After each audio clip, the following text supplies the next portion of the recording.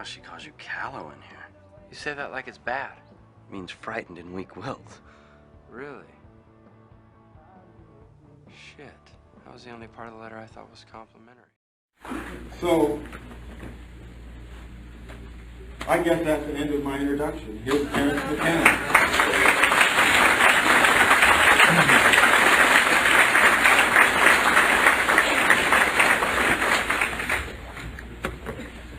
Can you all hear me? Can you hear in the back? Yeah? Not very well? Make them hear in the back.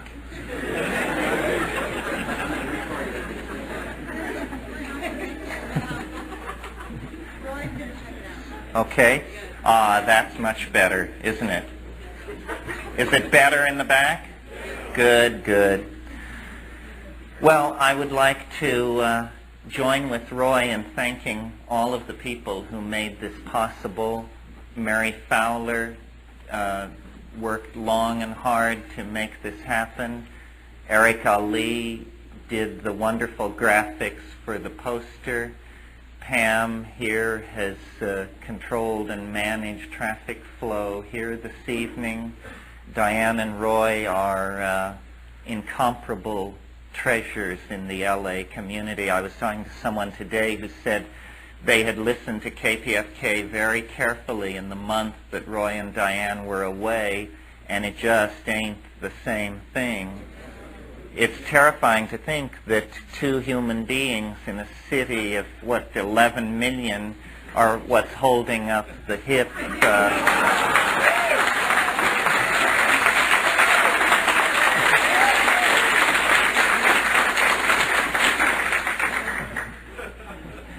The hip end of things. As Roy said, this is a benefit for KPFK and in a larger sense for Botanical Dimensions. Botanical Dimensions is the nonprofit that Kat and I and Rupert Sheldrake and Ralph Metzner, Ralph Abraham, Frank Barr, a number of people have organized to carry out plant rescue operations for medicinal plants and plants with a history of shamanic usage. And we have a botanical farm in Hawaii, 20 acres, maintain collectors in South America, and occasionally support collecting in Africa.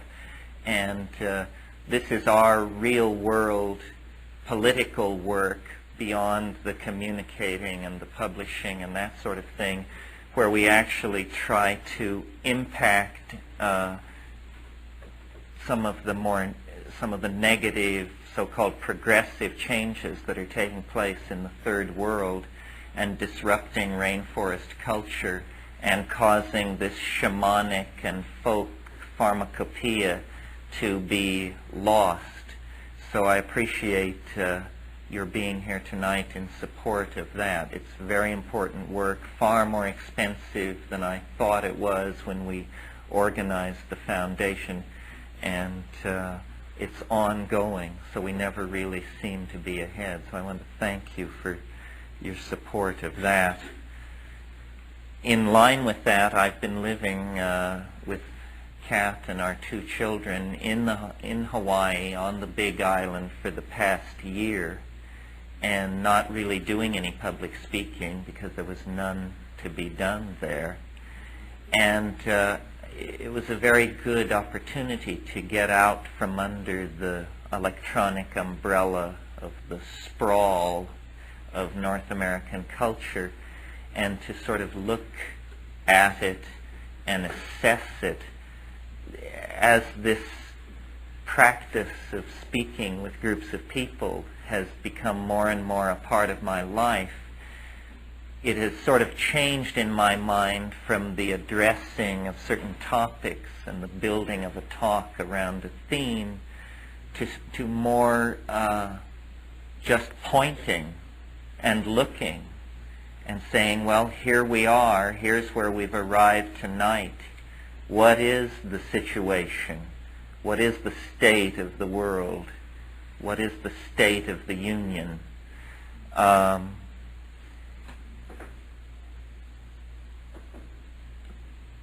I think psychedelics had a very large impact. I'm sure there's no argument on this in the 1960s.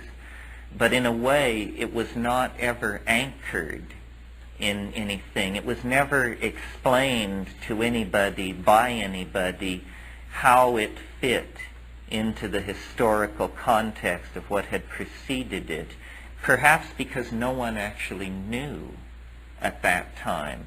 For instance, there was no, the invoking of shamanism as an explanation for how plant hallucinogens work on psyche is completely alien to the literature of the 1960s. It just isn't there. And speaking of aliens, the theme of alien intelligence or of hyperdimensional organized intellects contacted in the psychedelic state, that also was an absent theme. It was basically presented, the psychedelic experience was basically presented as an exploration of the contents of the personality with a little bit of overflow into aesthetic issues. So I remember in the early days we would stack our Abrams books on Hieronymus Bosch and Piero della De Francesca and Giotto, and then the idea following Aldous Huxley was that you would imbibe the meaning of these great works of art behind the kind of psychic freedom that the psychedelic substance was going to graft on to your ordinary consciousness. Well, I think all those kinds of metaphors were useful, but it's been now 20, 25 years of looking at that phenomenon and also of having the future continue to overtake us with ever more demands upon our cultural resourcefulness and our ability to cognize the cultural situation. And I think now it can be seen somewhat differently. And so these 2 nights in Los Angeles, which are called Understanding and Imagination in the Light of Nature, are a kind of effort to take several telescoping steps backward and place the adventure of psychedelic self-exploration in context, to frame it in a number of different ways, because I think it's very important for us to know, as the Hermetic Mysteries urge us to know, whither we have come, where we are, who we are, and whence we are going. All issues that the psychedelic experience, especially to my mind the plant hallucinogens, bring into close focus. Here is an opportunity for a theater of cultural growth that is unparalleled. How did we find ourselves in this situation? What is exactly the nature of the cultural situation in which then the psychedelic response is called forth as part of a spectrum of cultural responses? Basically what's been going on in Western civilization for about 500 years is the exploration of the metaphor of materialism, which began as a simple limiting case. Since we're at the Philosophical Research Society, it behooves us to talk philosophy for a moment and remind you that there is what's called Occam's razor. William of Ockham was a late medieval philosopher, and his razor was that hypotheses should not be multiplied without necessity. Without necessity. In other words, the simplest explanation should be preferred in all cases. The fewest number of elements should be put forward as necessary for an explanation. And following William of Occam's statement of this notion as a logical way of proceeding, the assumption was made then, a provisional assumption at the beginning, that matter could be separated from the notion of soul and spirit, that it could be divided into its simplest units, and out of the activity of those simple units, a model could be built up that would explain more complex phenomena in the world, Cartesian materialism, which was applied very successfully to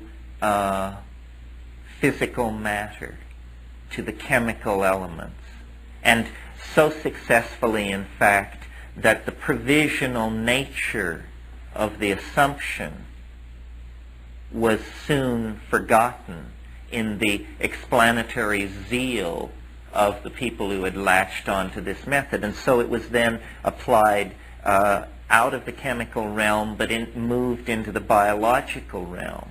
And the search was on for the biologically irreducible units, which in the 17th century was the cell, and great excitement about the cell. And then in the 20th century, of course, first the nucleus of the cell, then ultimately DNA as the constituent of the nucleus, which was controlling protein synthesis. But strangely enough, the elucidation of the mechanics of the gene through this program of reductionism did not issue into the same kind of control over the products of the gene that the same program had, the same kind of fruit that had been born in the analysis of physical matter. And in the early years of this century, when the effort was made to extend the metaphor into psychology, the true inadequacy of it became clearly seen, so that the effort to break the personality down into types or complexes or archetypes or behavioral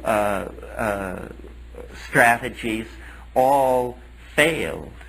And at the same time that this process of disconfirmation was happening in the social sciences, physics, which had been old reliable in the matter of supporting this particulate, pointillistic, materialistic school of explanation, began in fact to betray it, because the analysis of matter was pushed to deeper and deeper levels until finally phenomena began to be elucidated which seemed incomprehensible in the mechanical model. It seemed as though what had been thought of as points of matter were in fact spread through time, and the notion of simple location began to give way to talk of clouds of probability and this sort of thing. All of this reaching a culmination in 1923 with the Copenhagen Conference on Quantum Physics, where basically a new vision of matter was elucidated.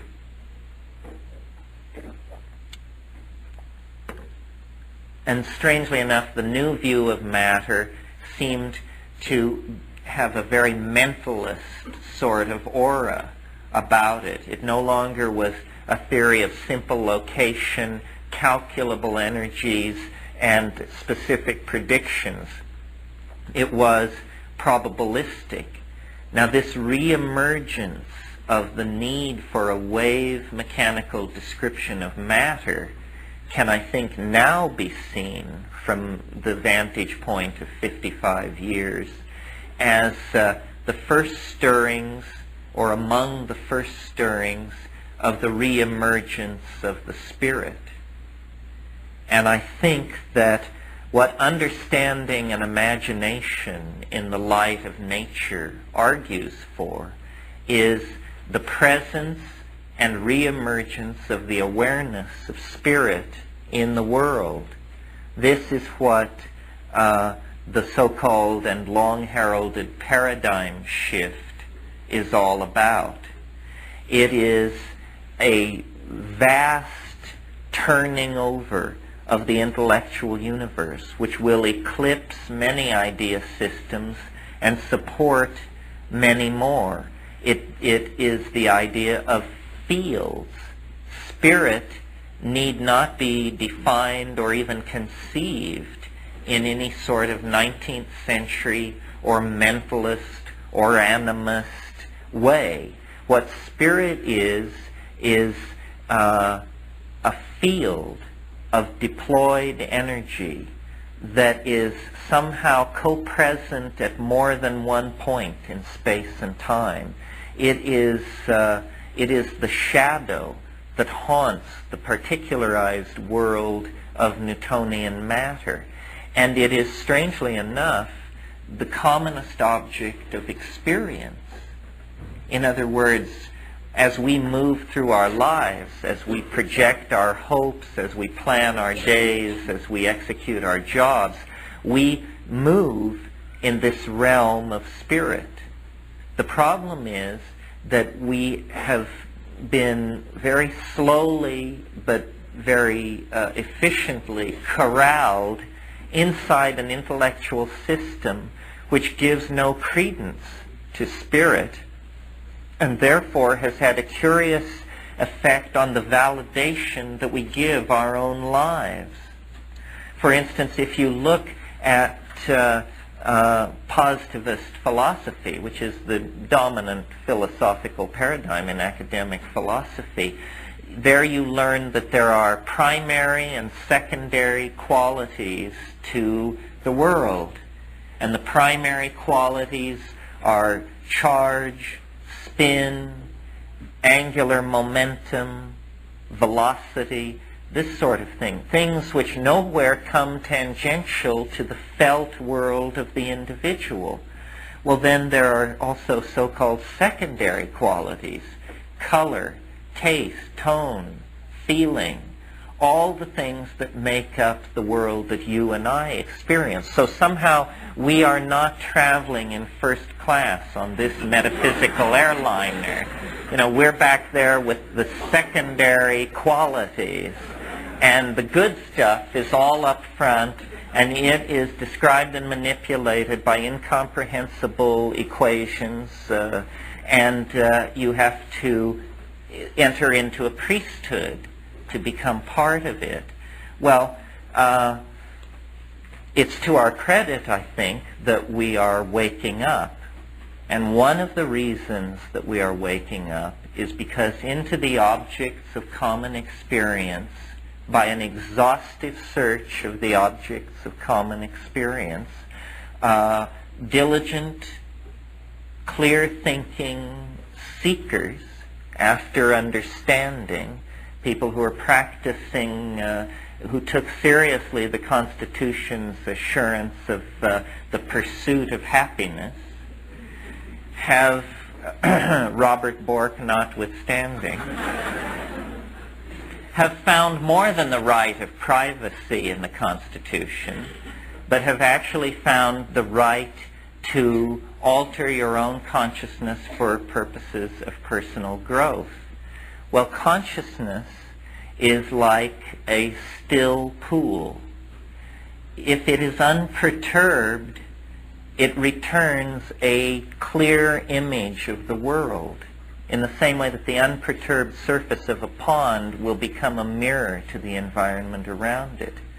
But if consciousness is perturbed by being shifted from its ordinary modalities, then the extraordinarily tenuous and provisional nature of what we call reality swims into our ken.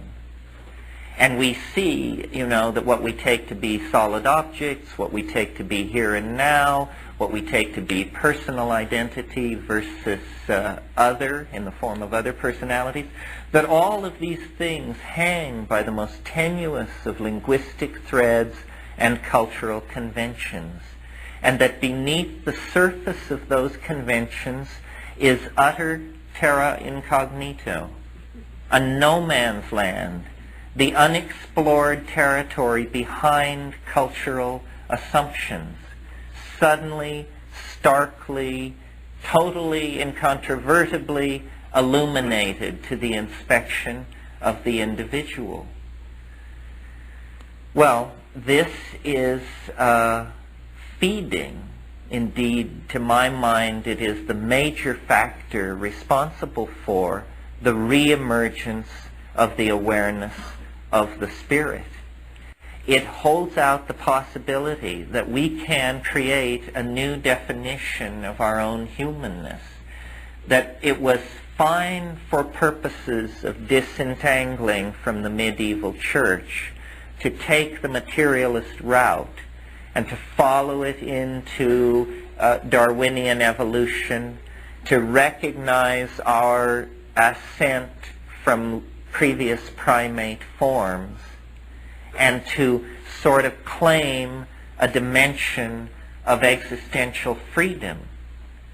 But that is not the whole story. That essentially is the legacy or the achievement of modernism, which was fully worked out by 1927 or 8, I would say. I mean, those people, the pataphysicians, the quantum physicists, the Dadaists, the Surrealists, Alfred Jarry, André Breton, it was all worked out.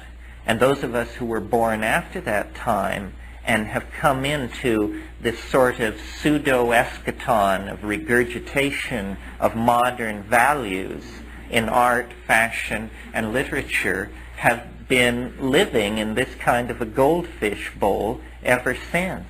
I mean, really, it's astonishing the degree to which, in the most progressive and fast-moving century in the last 10 or 20, for that matter, there has also been an extraordinary backward current, a very strong recidivism that has held at bay the true exfoliation of what modernity was supposed to mean. That's why within the 20th century, the further back you go, the more utopian the projection of the future becomes, and the further into the 20th century you go, the more like a dystopia it becomes, as we get not elevated railways, immortality, and hot pants, but, you know, bread lines and germ warfare and doublespeak and all of these things. So into this situation of retrenchment and cultural recidivism and the working out of modern values, which are materialist values, comes then the beginning of the postmodern era. I prefer a different term, which I call compressionism.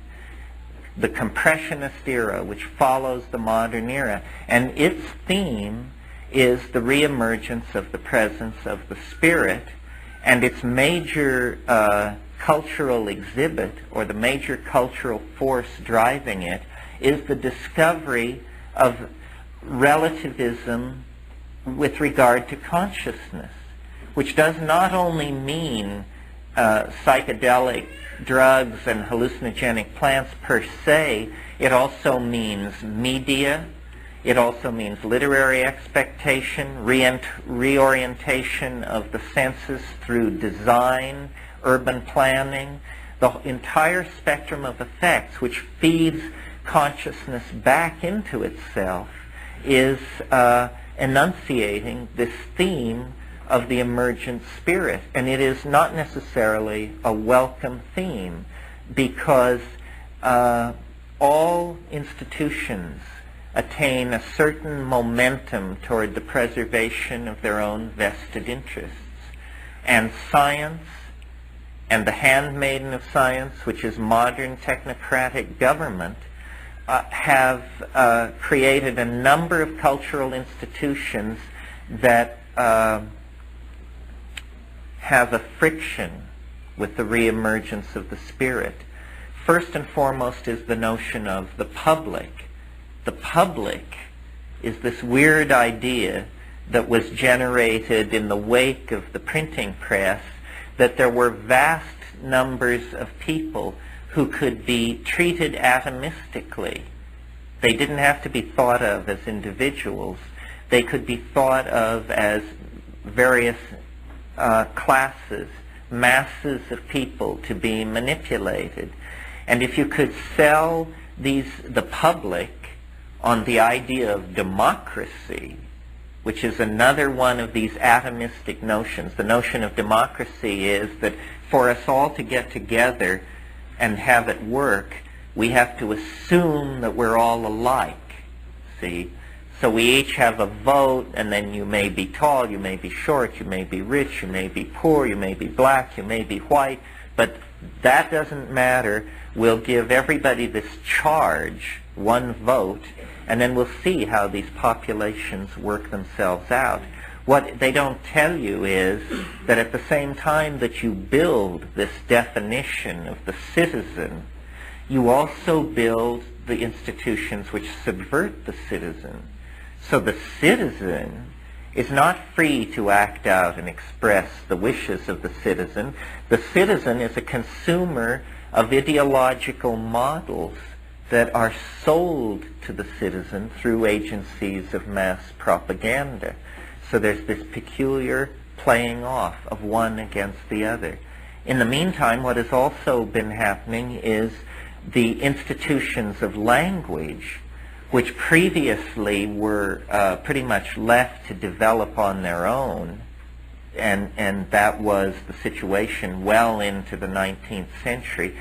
Through the power of the printing press, the evolution of language also became something under the control of these institutions, and they very quickly have replaced whatever reality may have been impinging into the lives of the citizens with concepts.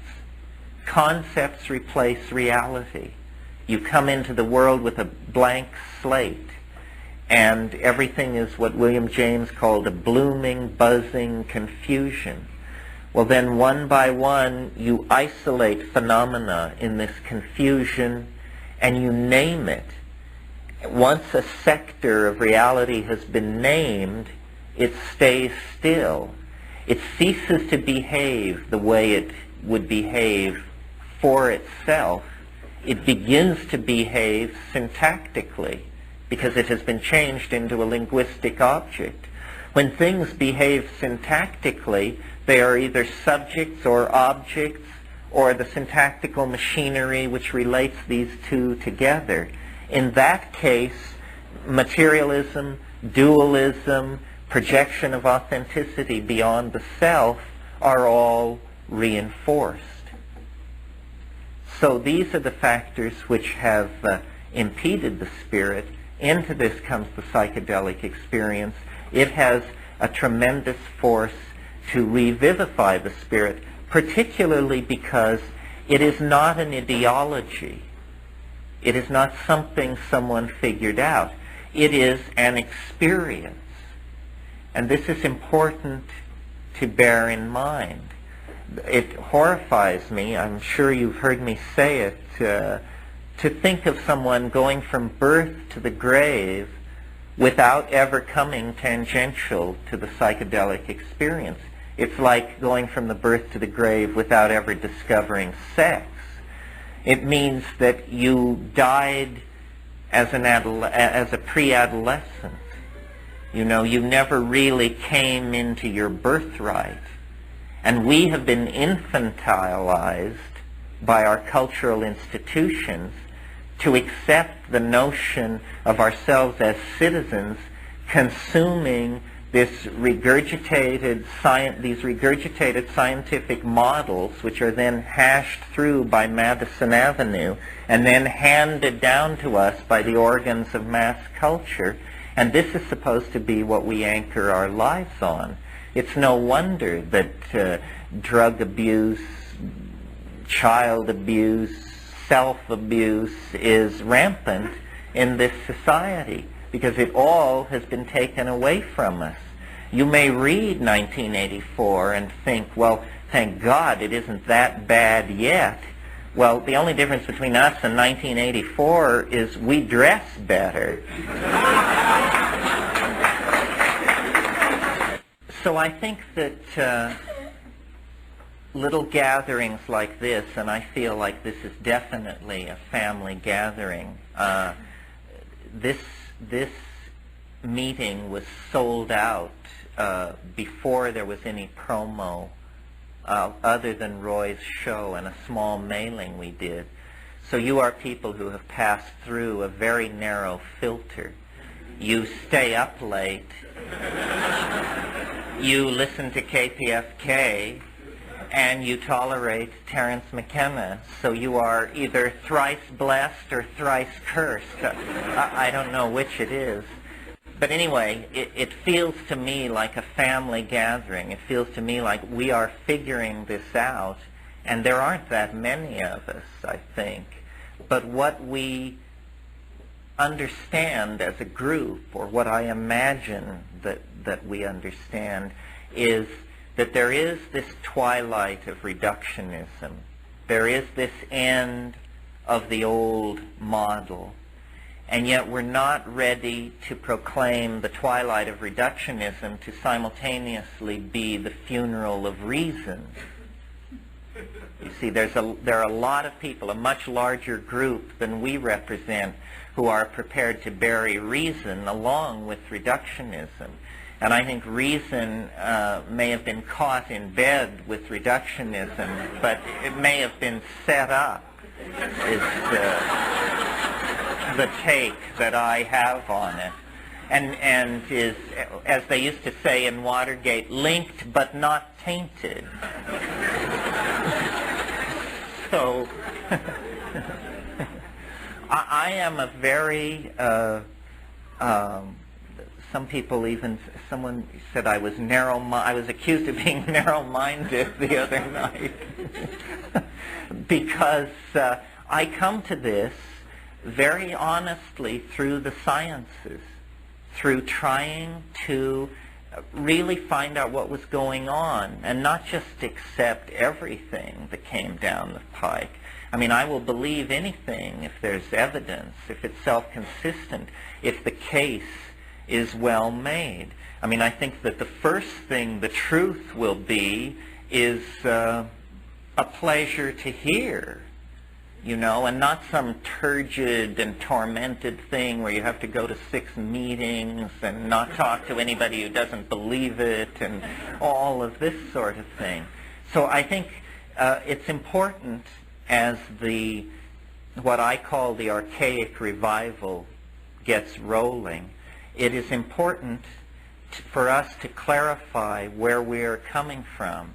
When we were simply the lunatic fringe of the lunatic fringe, it hardly mattered. But responsibility will devolve on us to say what we mean and to have a position which is not only convincing to the converted, but convincing to the skeptics. That's who I'm after, you know, because I think that a great instance of cultural blindness is what we're confronted with on the issue of psychedelics. Psychedelics are to the science of psychology what the telescope was to astronomy in Galileo's time.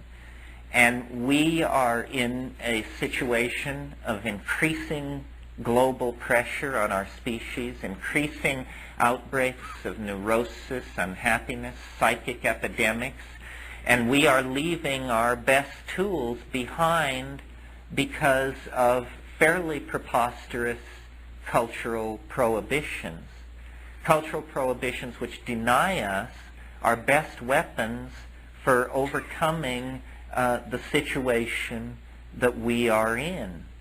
And this is really an intolerable situation because the fate, nothing less than the fate of the human species, probably hangs in the balance. We cannot afford the luxury of an unconscious.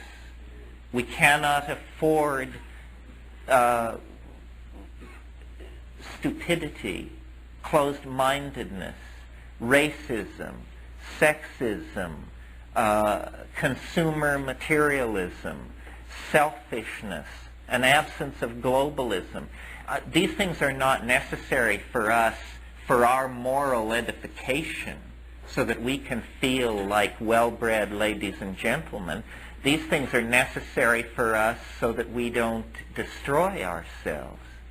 And the fact that this message is so slow coming out is a strong argument for activism on the part of anybody who thinks they have even the faintest glimmer of what is going on. You know, the future will not wait. I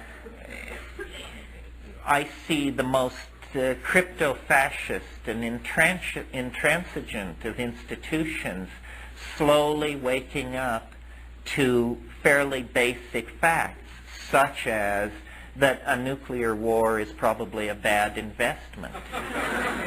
You know, so that even as Neanderthal a type as President Pinocchio is willing, isn't that a cruel thing for me to say, is waking up to the fact that it just don't pay. But you know, we have a lot of problems. It isn't going to be the millennium even if we achieve a massive cutback in strategic weapons. There's still going to be propaganda, sexism, starvation, inability to correctly manage resources.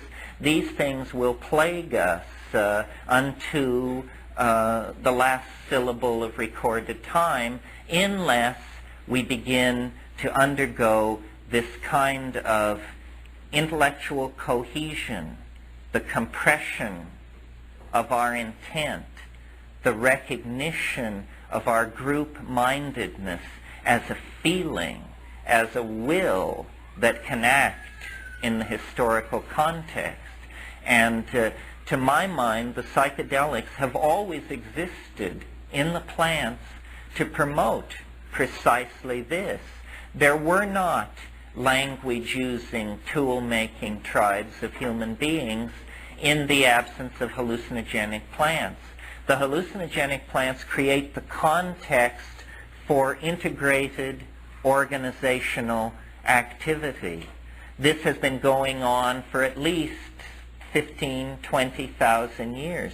The problem is that through a series of factors, which we needn't go into in depth here, but factors which impinged on European civilization particularly, civilizations were able to evolve outside of the noetic input from Gaia, outside of the biological radio that envelops the planet and inputs into balanced tribal societies with functioning shamanic institutions. In Europe, somehow the chain was broken. The link back to the elder gods and goddesses and to the biological organization of human society before history was lost. And this curious kind of ungoverned intellectual development occurred, ungoverned in the literal sense of a machine which slips from the control of its governor. And in that situation, materialism, which is an insupportable philosophy actually if you have an openness, a sensitivity, any kind of cultivated feminine response to nature, it is utterly impossible. Recall that the point of view of Cartesian materialism pushed Descartes to actually claiming in public debate that animals were machines. He said they feel nothing. The apparent display of pain is simply something which we project onto them because we alone have a soul. And Descartes, you see, himself had not gone over completely to materialism. He believed there was a human soul, but it came tangential at only one point to the human body. Somewhere in the pineal gland there was a switch, and the soul was running things like a telephone switchboard operator from there. Well, very shortly after Descartes, his followers just said, well, we don't need this. This soul concept was just a thing to stay on the right side of the church, and we don't need it, and they cut it loose.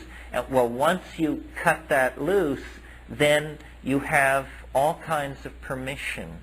You have permission to rape and exploit nature, permission which had already been reinforced for Western man by the New Testament, but now raised to the nth degree by the assumption that nature is utterly without soul. And this philosophy persisted well into the 1950s. The essence of Jean-Paul Sartre's existentialism can be summed up in the statement, nature is mute. That was Sartre's position on nature. How many people thinking themselves existentialists and hanging out in coffee houses actually ever worked through what the consequences of the existential point of view was? Nature is not mute. You really have to have worked yourself into a weird place to believe that, you know. In fact, nature is entirely something else. Nature is communication, because nature is psyche. This is what we haven't understood.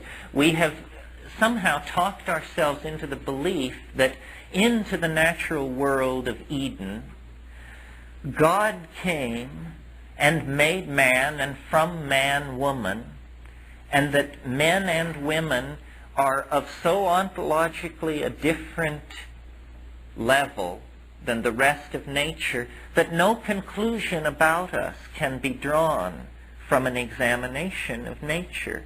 Nothing could, it's impossible for me to understand how this idea persists and has such momentum in the 20th century, where hierarchy theory has very, very clearly explicated the notion of the linkage of higher order systems to subsystems that are physically more simple.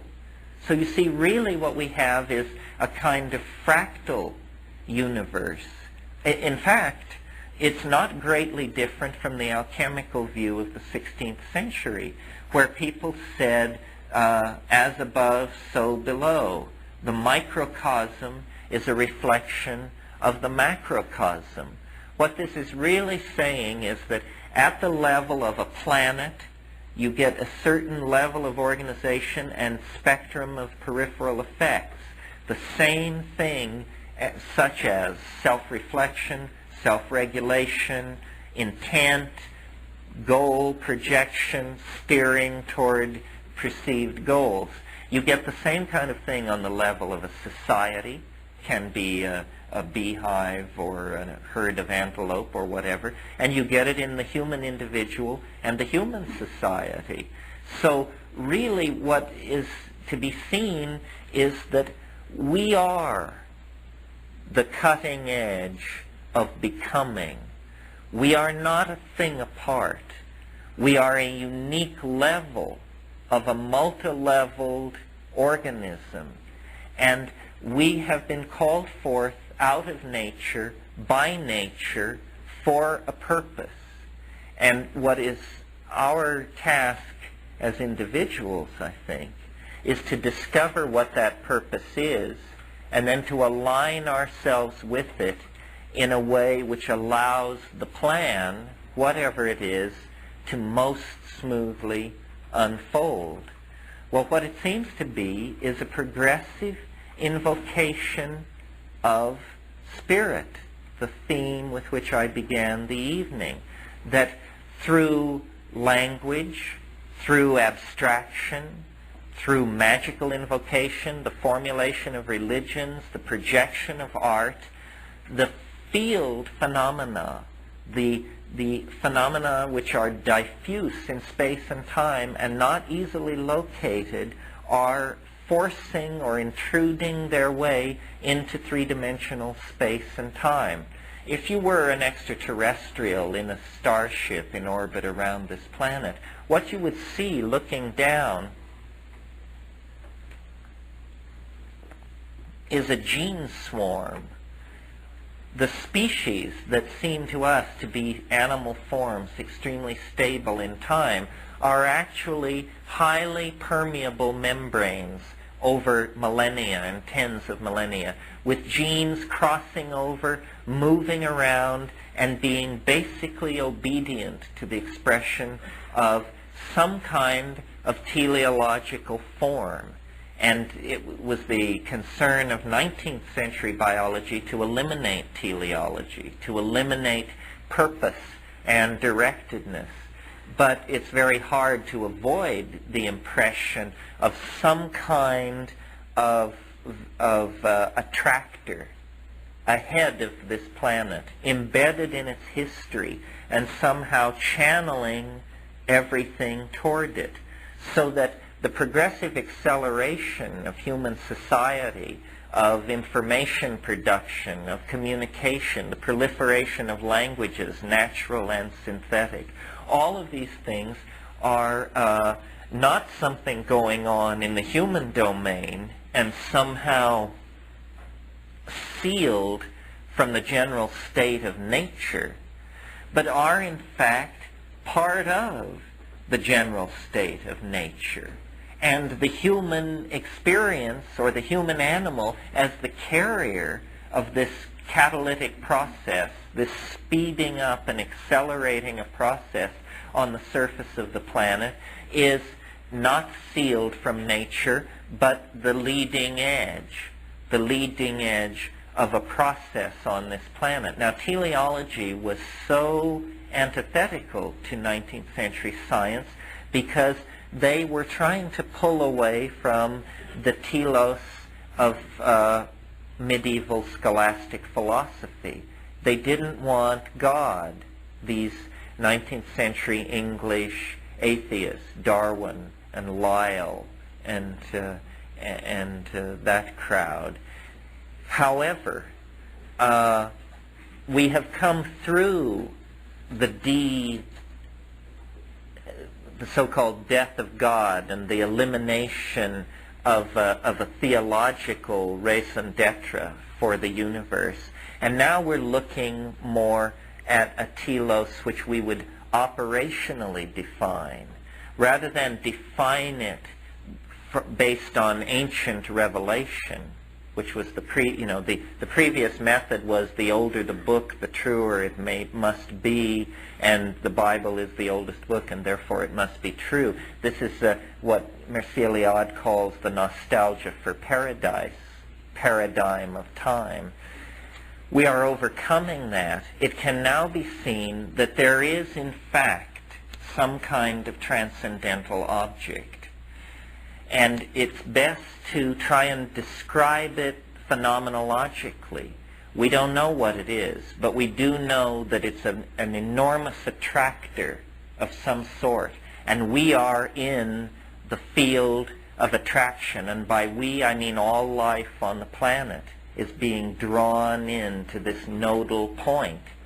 And it is possible to anticipate it through the psychedelic experience, because apparently the natural and the linguistic world are worlds which are organized along the principle of fractal curves.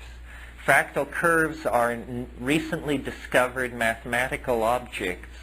Not all of them are recently discovered. Some were known as late as the late 19th century, but most have been discovered using computers in the last 10 or 15 years. And they are self-similar curves, such that when you take a subset of one of these mathematical objects, it is found to have the whole pattern embedded in it. The Fourier transforms that describe holograms are these kind of things. Coastlines, mountain ranges, data of all sorts, when analyzed in a certain way, is found to be fractal. apparently the world is a kind of vast spiral fractal that is achieving greater and greater closure with itself. And we experience this density of closure and this compressionism as the spectrum of effects which we call human evolution, human history, emergence of high technology, the present moment, the rush toward apocalypse. The most intense moments that the universe has ever known are the next 15 seconds. And beyond that lies still more intense moments. Novelty as a kind of generalized paradigm of the compression of connectedness throughout the cosmos is accelerating moment by moment in the rocks, in the trees, in the stars, and in us. And so what we call history, which is not as modern, the modern theory of history is that it's what they call trendlessly fluctuating. That's their model of the world. You get order at the atomic level, order at the biological level, order, and suddenly you reach human beings, trendlessly fluctuating. It's as though, we were Brownian, affected by the Brownian movement of random particles, and yet we somehow, out of all this ordering, we're to believe that then emerges the trendless fluctuation of human history. Actually, this is nonsense. It's simply that there has never been a thoroughgoing theory of history. However, now we are ready for them, because these wave mechanical ideas, the notions of closure, Sheldrake's idea about the presence of the past, the way in which the past drives the present, all of these things lay us open for an understanding of the compression and densification of time. And this is what is experienced in the psychedelic experience. Really, Whitehead said of Dove Gray that it haunts time like a ghost. Well, I think that the compression of the three-dimensional universe at the end of time haunts time like a ghost. It's the cosmic giggle. Here a messiah, there a shaman, there an ecstatic poet, and there the tiny ripple that is simply a congruent coincidence in the life of a single individual. Robert Anton Wilson called this the cosmic giggle.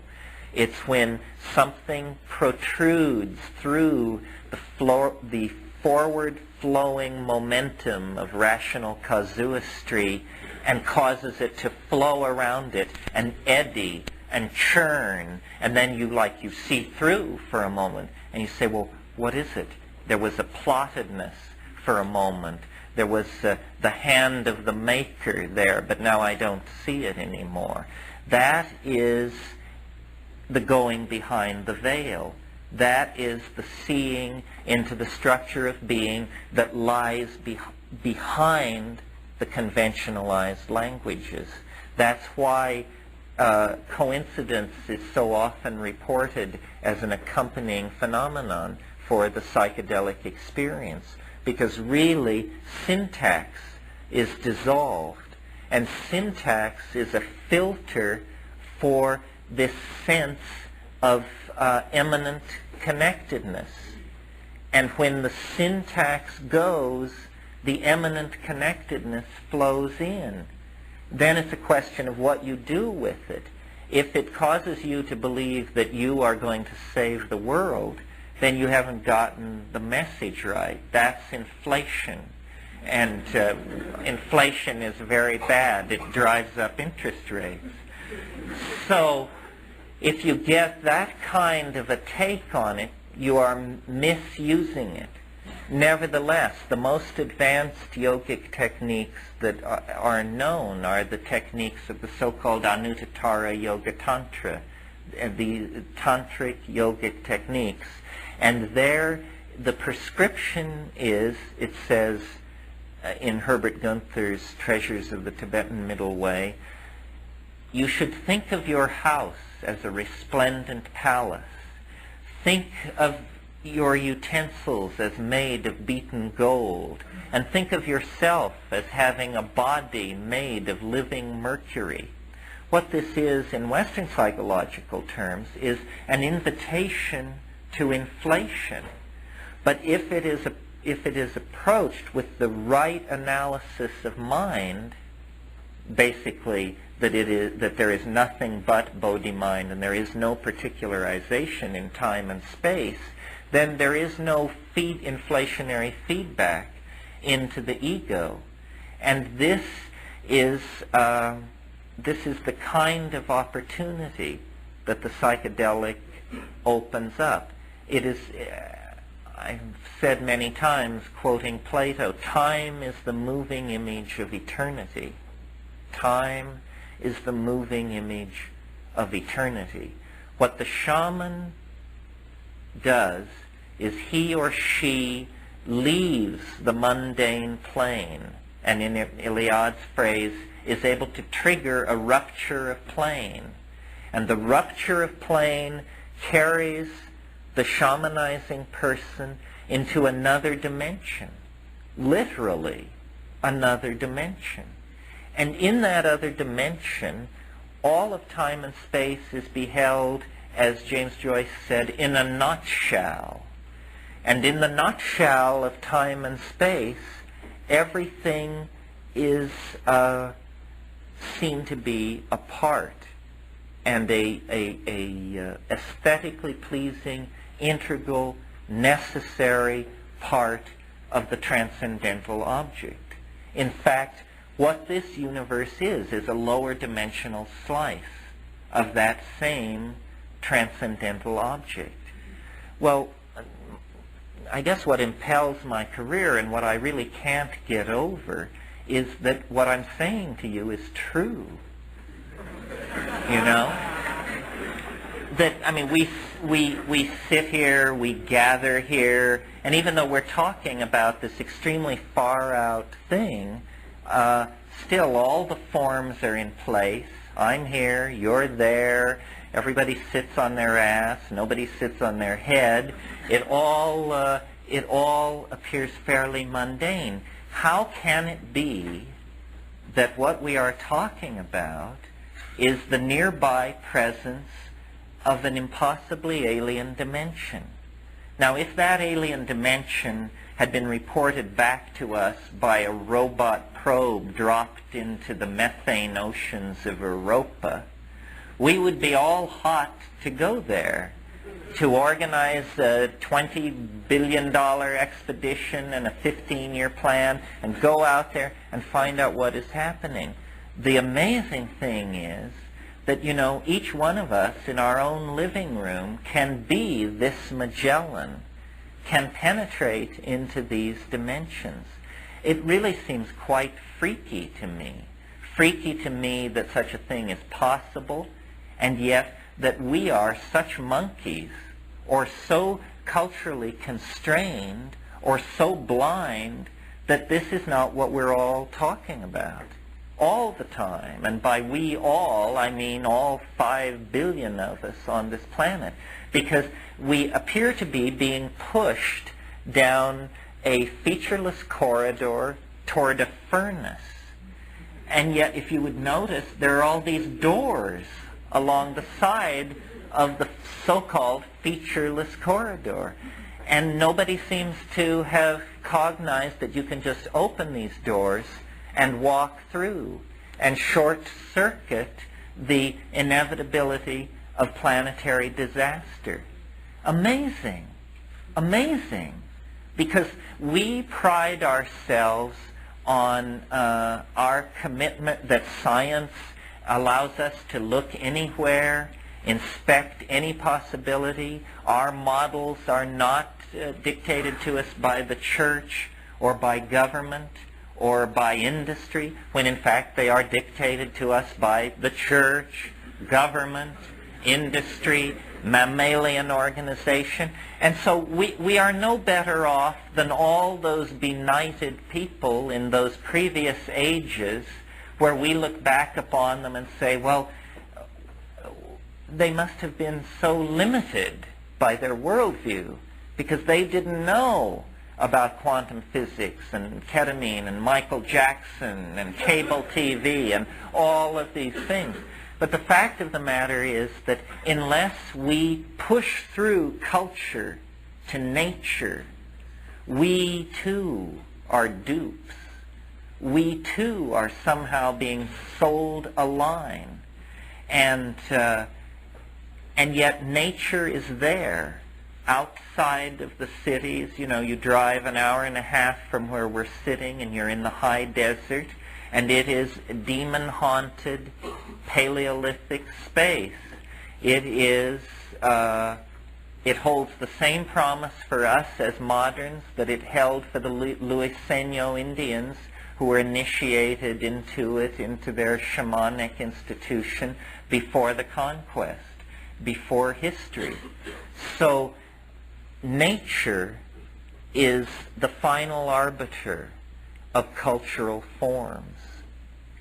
This is what Taoism understood, and this is what I believe the psychedelic plant thing is pushing us toward. It was not immediately apparent that this was so, because as I said at the beginning of this talk, in the 60s, the psychedelics came out of the laboratory, and only the most scholarly of the trippers bothered to study the natural origins and the anthropological and ethnographic contexts in which these things were coming from, like the Eleusinian mysteries or the Mexican morning glory mysteries or the Wasson discovered mushroom mysteries. But if we can somehow link a respect to nature, a sensitivity to Gaia, a valuing of ourselves, a complete placing of our own feelings and our own perceptions in the forefront of trustworthy sources, and the psychedelics integrated into our lives, then there will be a tremendous cultural impact, a tremendous reorientation, because the message that nature is trying to give, the steering signal on the human species, comes through the accessing of this shamanic dimension outside of history. Revolutions are made by tiny percentages of the populations in which those revolutions are wrought. The important thing is clarity and connectedness and a clear understanding of who one's antecedents are, what the source antecedents are, and what the target goal is. New Age is a pale label for what is going on. New Age sounds too much like New Nixon, New Reagan, New retreaded everything. What is happening is an archaic revival, a harking back to cultural models 10 to 25,000 years old, because the profane fall into history is actually ending. The way the fall into history ends is with the progeny of Adam, the human race, recovering the control of the human form, the control of the human soul, the ability to turn ourselves into whatever we wish to be. This comes through the union of imagination, through understanding, into nature, the invocation of the dream. This is what the Australian Aboriginal Society is talking about. This is what the dream time is. Finnegan's Wake says, up nient, prospector, you warp your woof and spread your wings, sprout all your worth. This up nient, this end of time, this birth into angelhood lies ahead of us, but it is really part of the archaic return to the paradisical mode before history. The psychedelic hallucinogens are the catalysts. the minds that they touch become the catalysts within the society in general. And from there, the fashions, the social forms, the kinds of conscientiousness, the innate decency that is called forth by the authenticity of the experience is what will transform us. I mean, in the same way that an affair can become a love affair if there is mutual authenticity of behavior rather than simply a kind of flirtation. In that same way, our affair with Gaia can be a love affair if we can summon to ourselves the vision to make it so. And it means really being aware of the vastness of the options, of the precipice that late 20th century historical human beings stand on. We are about to leave for the stars. This is what is happening on this planet. A species prepares to depart for the stars. To do that, energy has to be marshaled. The lessons of the long march out of the trees and to this moment have to be collated, sifted, refined, concentrated. That is the alchemical gold. The historical process is the story of a prodigal son, of a wandering and a return. The return is meaningless without the wandering. The wandering has no meaning unless its fruits are given birth after the return. And I think that the last 1,000 years has been the prodigal journey into matter. And it ends finally with modern pharmacology, modern ethnobotany, discovering in the jungles of the Amazon and the mountains of Mexico the body of Eros, Osiris, fallen since the time of the flood, but awaiting the re-emergence of the cognizant human connection. That is what the archaic revival holds out. It's actually our salvation. I mean, I think I'm fairly hard-nosed. I don't see any hope for us. I don't see any hope for institutional transformation unless it is done with an awareness of the transcendental object. And the religions that we inherit from the past are so screwed up that the only way to validate and empower the transcendental object is by self-experience, by direct accessing. And people say, well, but can't it be done on the natch? No, it can't be done on the natch, generally speaking, because if it could be, it would have been done.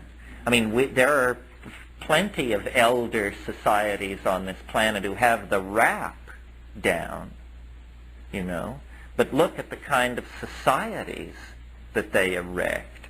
I mean, horrifyingly dehumanized societies seem to be the breeding place of the most sublime religions there are. So, no, I think there has to be a humbling. We have to bow our heads and abandon the dualism that we inherit out of Christianity and science and the whole Judeo-Christian Islamic shtick. We have to realize that it requires a symbiotic partner. It's a hand-in-hand effort. And if we are willing to take the hand which nature offers in the strange form of the alien vegetation spirit from the stars that seems to infuse us on plant hallucinogens, then we will go forward into a bright new world. It's a partnership. It's a challenge. It's the only game in the planetary village. And I appreciate your letting me share with you my notion of it this evening. Thank you.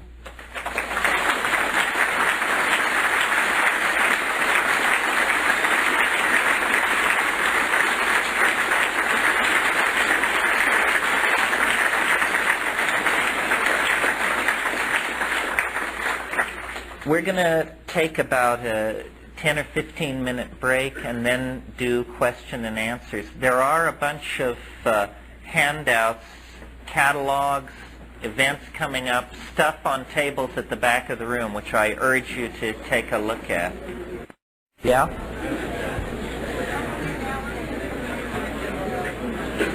We're going to start very quickly because the Philosophical Society has asked that we wind ourselves down. I wanted to call your attention to a couple of things before I take questions. Psilocybin, the Magic Mushroom Grower's Guide, is back in print by popular demand, and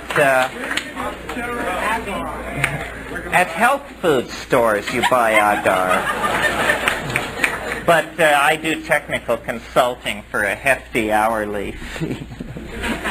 But this can be gotten at Bodhi Tree. It's longer, it's on better paper, it has more drawings. It's as state-of-the-art as we could make it. It has brought freedom, prosperity, and enlightenment to tens of thousands. We have, not to be outdone by Tim Leary, we have a piece of software.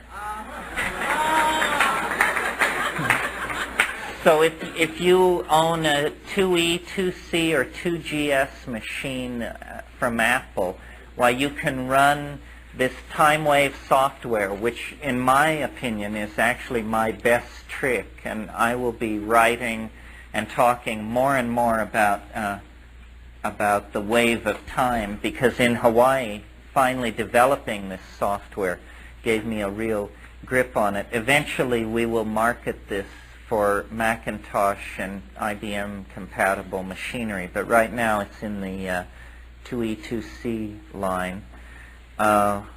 Also, I'd like to mention that Kat and I will be at Esalen next weekend, so if any of you are true gluttons for punishment, why, you can join us up there for 2.5 days, and it should be lots of fun. That will wind this all up.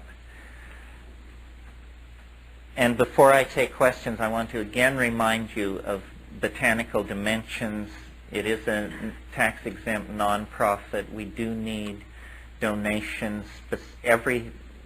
All the money that is given goes very directly into visibly manifesting the botanical garden in Hawaii, collecting the plants, building a computer database, and basically not even supporting, but keeping a Peruvian collector in the field. Since I'm most familiar with Amazonian botany, why, that's where we've concentrated. Well, usually questions are the most interesting. How is this to be done? Are you going to hand a microphone? Do people come up? Stand up? Stand up and speak loudly. In the middle, in the back. Yes. Yeah, Terence, I was wondering if you could share with us your ideas on what spirit is.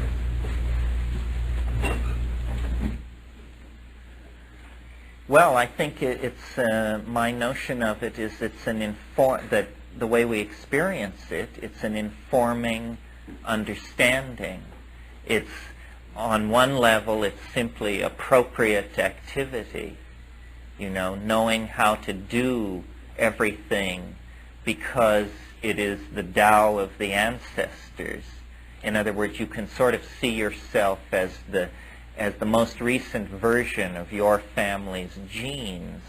And in all traditional activities, there's millions of years of morphogenetic fields stored up for how you pick something up, how you sit something down. So in the immediate sense, the manifestation of spirit is appropriate activity.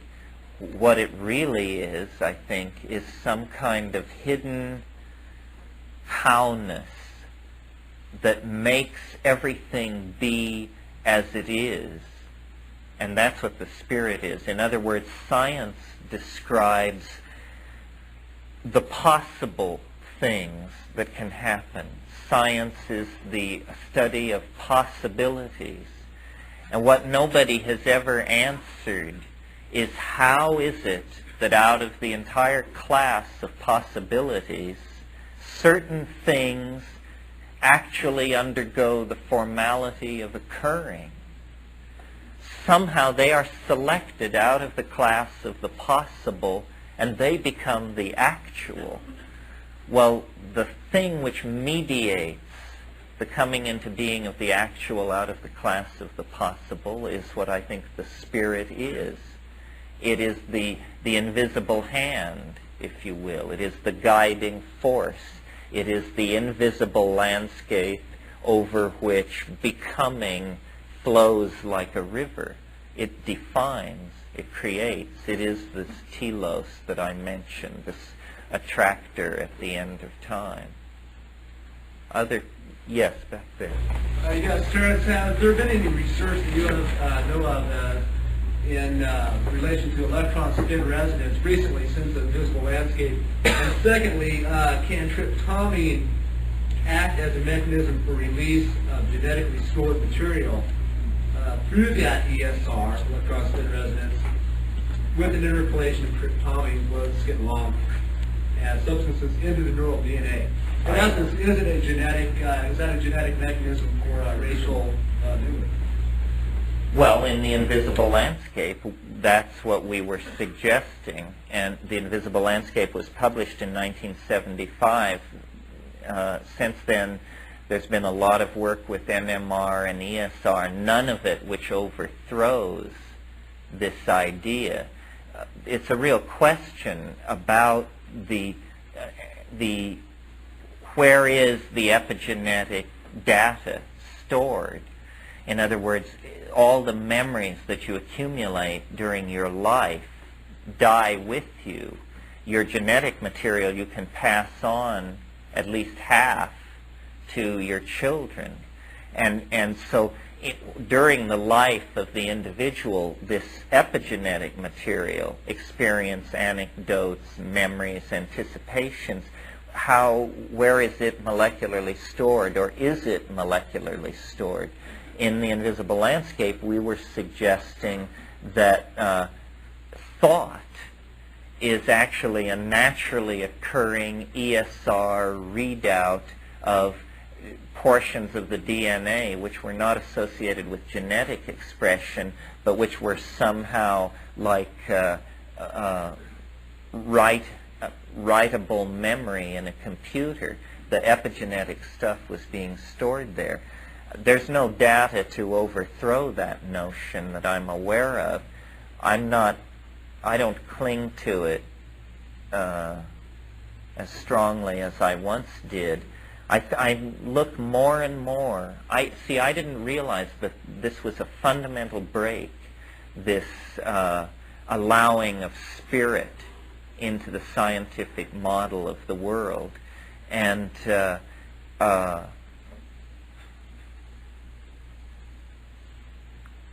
I now think of the brain as a receiver of the phenomenon of consciousness.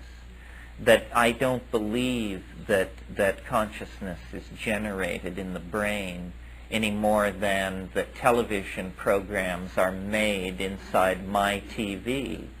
You know, the box is too small.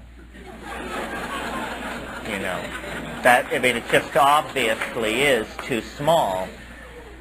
I mean, it might not be if you didn't have the psychedelic experience, but once you splice that and you say, well, it's taking, 10 high 16 megabytes of memory to store this database, so it just doesn't, I just don't think it would be done like that. I think that there is somehow this field phenomenon that I keep returning to. This is another slice on what the spirit is. It is this field of some sort of energy that organisms, as they evolve, discover, right? Already somehow present in the environment. It is the appetition for being that drives organic evolution into this kind of dance of relatedness to this other thing which it can transduce from another dimension. That's why, if you take consciousness expansion, the phrase, or consciousness enhancement seriously, it must be very important, because consciousness is, after all, what it's all made out of. That's the name of the game. So this transducing of higher states of consciousness then seems very important. Even at that, it will be necessary to elucidate the physical mechanism, whether it's ESR, NMR, or what it is. An interesting sort of opportunity for psychedelic research. You see, the amazing thing about psychedelics is not only that they are illegal and restricted from the so-called ordinary person, but they are restricted to scientific research. Nobody can do research on psychedelics. I mean, it is professionally and practically impossible to do it. Well, there's no other area where this is true. I mean, science probes obscenely into the most private areas of our sex lives, our social lives, our dream lives. Monkeys are smashed against walls to study. I mean, there's no limit to it. And yet there's this total hands-off attitude toward the psychedelics. So an interesting break in this front is the sudden need, because of computer-assisted tomography, CAT scanning, the need for compounds which locate in certain highly defined parts of the brain. If you could tritiate these drug compounds and make them radioactive, you could make very nice pictures of various parts of the brain. So now suddenly there is an interest in all this old psychedelic research about the receptor site and location densities of molecules in the brain. So we may be on the brink of an era where to have a psilocybin trip in the evening, you must have signed on for a CAT scan at General Hospital in the morning. Someone else. Well, I have a couple of questions. I guess I'd like to hear just about the state of these plants that you feel that you need to sort of rescue them from the Amazon and bring them into Hawaii, and how many types of plants there are, and that kind of thing. Well, every time I have gone to the Amazon plant collecting, I've observed that the cultures, the indigenous rainforest cultures, are more and more disrupted. And there's a lot of conservation and big organizations raising money to preserve the rainforests and to get large tracts of rainforests set aside.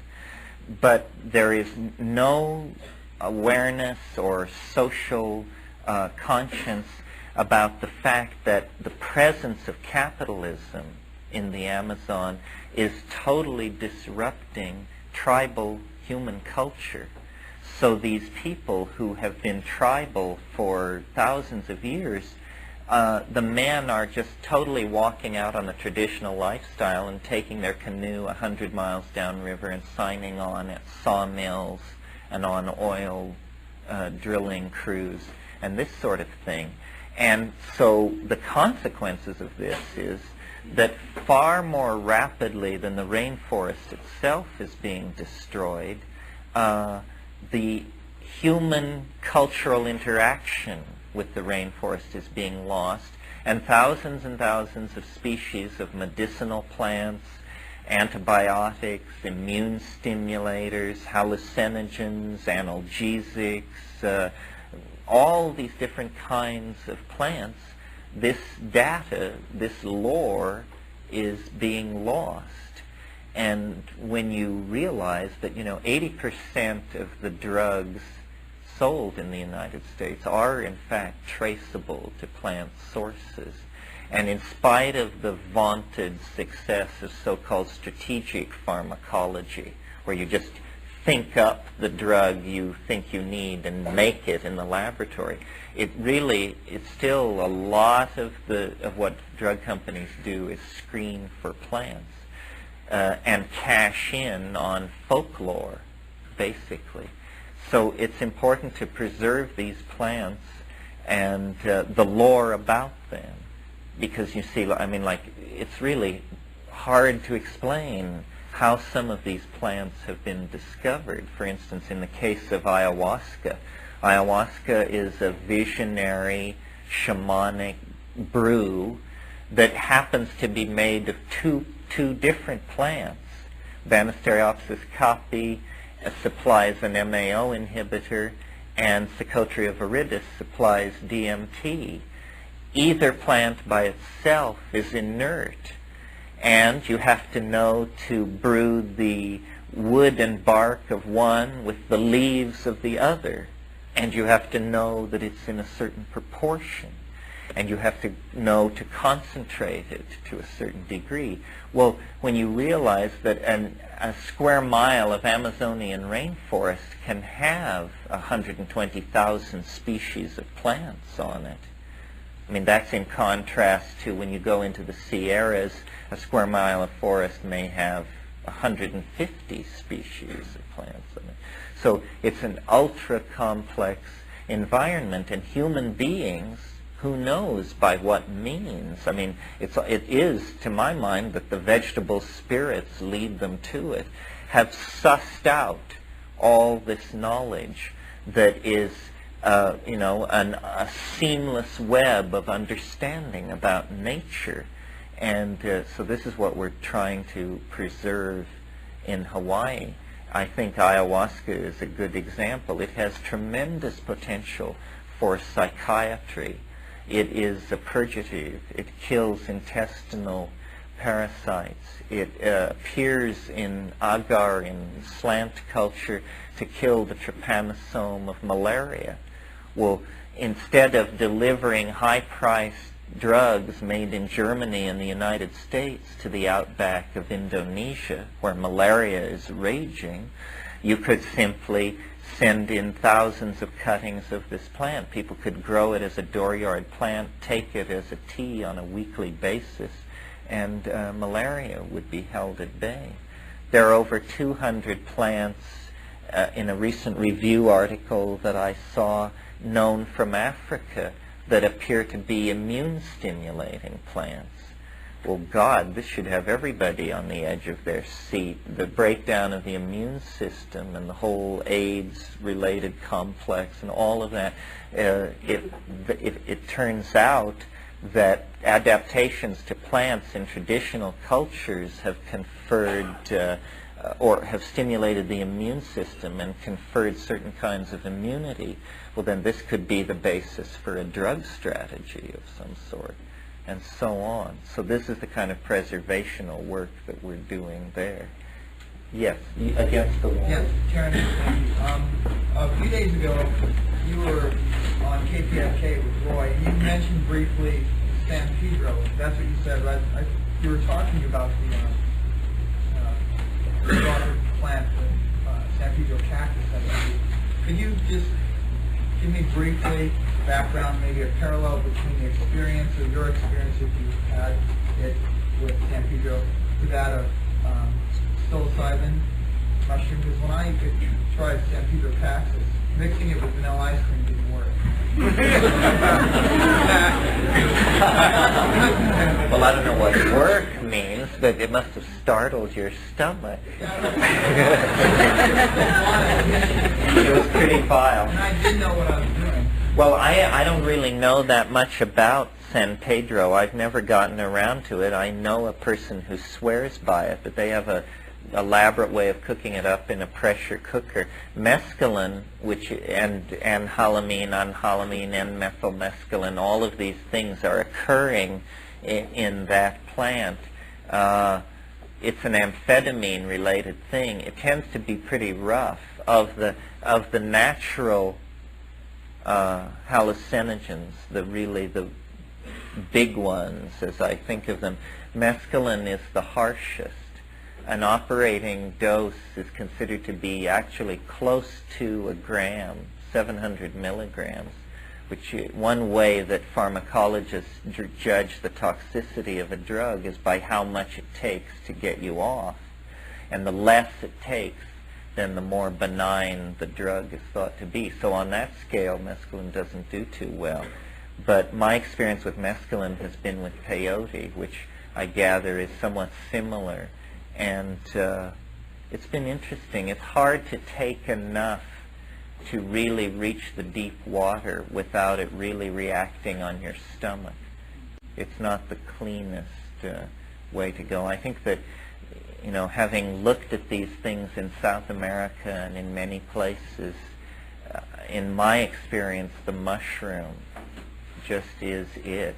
I mean, other things have other aspects to it and bring it in, but the mushroom is an extraordinary organism. It's like it's engineered for that purpose. And I've spoken about how it was almost strewn in the path of developing primitive man in Africa because it was associated with the manure of cattle, and the ungulate herds of Africa evolving on the veldt at the same time that the human animal was evolving a complex pack signaling language and so forth. It just set the stage. It seems to me it was the catalyst. I really believe that we are in a symbiotic relationship with these plants, and that the mushroom, by virtue of being global in its distribution, is probably a major slice relationally of that pie. And in other words, that the peculiar turn that evolution took in our species, the reinforcing of self-reflective consciousness and the reinforcing of linguistic signaling, has to do with the presence in the human diet in that early stage of these mushrooms. It's known that the mushroom, that low amounts of psilocybin, subthreshold doses of psilocybin, increase visual acuity. Well, it isn't hard to figure then that if evolutionary pressure is operating on a hunting species, a pack hunting species, that visual acuity is going to be at a premium. And if small amounts of psilocybin in the food chain increase visual acuity, those animals will be selected and survive. Well, then their habit of accepting the mushroom as a food lays them open for this linguistic synergy, this symbol-forming capacity, and then the deeper, more ecstatic experiences with psilocybin, which are then projected onto the mushroom, onto the cattle, become the basis for a kind of cattle goddess mushroom, a cycle of a hierophany, the discovery of the tremendum. I mean, almost as though in the scene in 2001 where the apes encounter the monolith, it was precisely that, except that the monolith was a mushroom. It was a superbly genetically engineered, omnivorous organism that could insert itself into the ecosystem of a planet and begin to coax an effect out of a mammal that it had a relationship to. And this effect coaxed out of the mammal is this relationship to this higher dimensional waveform, which we call the spirit or mind, which is apparently, that's what it's all about. Why this is happening is not clear. I mean, in the mushroom book, I suggested that it was because there is some awareness of planetary finitude, that the mushroom actually thinks on so large a scale that it is using us to make machines for it, to perpetuate it throughout the nearby galaxy, that it is aware of the finite nature of our star. We don't know. We don't plan yet on those kind of scales. We're an infant race. very obstreperous. And the mushroom said to me once, if you don't have a plan, you become part of somebody else's plan. And one of its slightly more paranoid. But it is good, I think, to have a plan and to have allies. And the mushroom is very contemptuous of the notion of humans having human allies. It says, you know, for one human being to think it could gain enlightenment from another is like for one grain of sand to think it could gain enlightenment from another.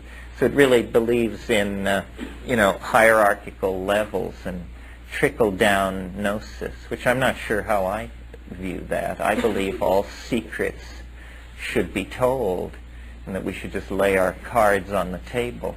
But maybe I don't have as many cards as they do, so we play by their rules. On the aisle. You're a wonderful, convincing speaker. I'm sure nobody here needs to be, have had any self-doubt or doubt what you're saying, but in case they do, I want to bear witness to testimony to what you're saying. It's absolutely true that there's this intelligence that wants to connect to us and that we should make every effort to connect to, because, as you say, it's extremely informative. And you're saying that one way we can do this is through the psychedelic experience, which I agree with, it's happening.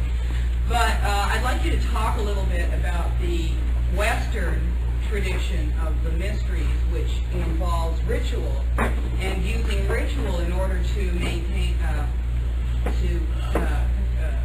stimulate, maintain contact with this nature spirit, which I might add is a spirit that's just bursting at the seams right now to connect to us and inform us and talk to us and help us. Yes, well, Mercilliard talked about the difference between sacral and profane time. And he said the way you leave history is you sacralize a space. And you sacralize a space through ritual. You abolish the profane constraints of space and time, the here and now, and you imagine that you are what he called in ilio tempore, in the time before, in the paradisical time before the fall. This goes back to what I said about the Anuttara Yoga Tantra, the imagining of these titanic godlike states of mind as a ground for being. Yes, I would never have thought, I mean, I've been pushed to my position by my experience. I mean, I'm amazed at what I have to say based on what I've experienced, because I never thought it would be this way. You know, I came up a whole different way. I was a Marxist and an existentialist and all of these things, and it was, as you testified, it's the pure evidence of it. I mean, you can convince yourself intellectually that something is true, but it's only in the embrace of the tremendum that it just sweeps over you how true it is. And as far as the difference between establishing these connections through psychedelics and through ritual, I think deep psychedelic tripping is something that you don't do very often, simply because each time it's so rich, it takes a long time to process this stuff. It's much better to go deeper, seldom, than to diddle with it in the other ways that people do. I mean, it often seems to me that it's not even so much a matter of you know, spreading the good word and turning it into a mass movement. It might be much more interesting if simply the people who were already in on the secret did it more conscientiously and more deeply. Although I hasten to add that you shouldn't do too much. you should never do more than about 6 or 7 grams of mushrooms. I say that because I keep hearing stories about people who think going deeply means doing a lot, and they do amounts which stand my hair on end. I mean, in the past month, traveling around, I've heard stories where I just say, you know, and people are crazy, you know. Say, I couldn't remember whether you said 5 grams or 5 ounces.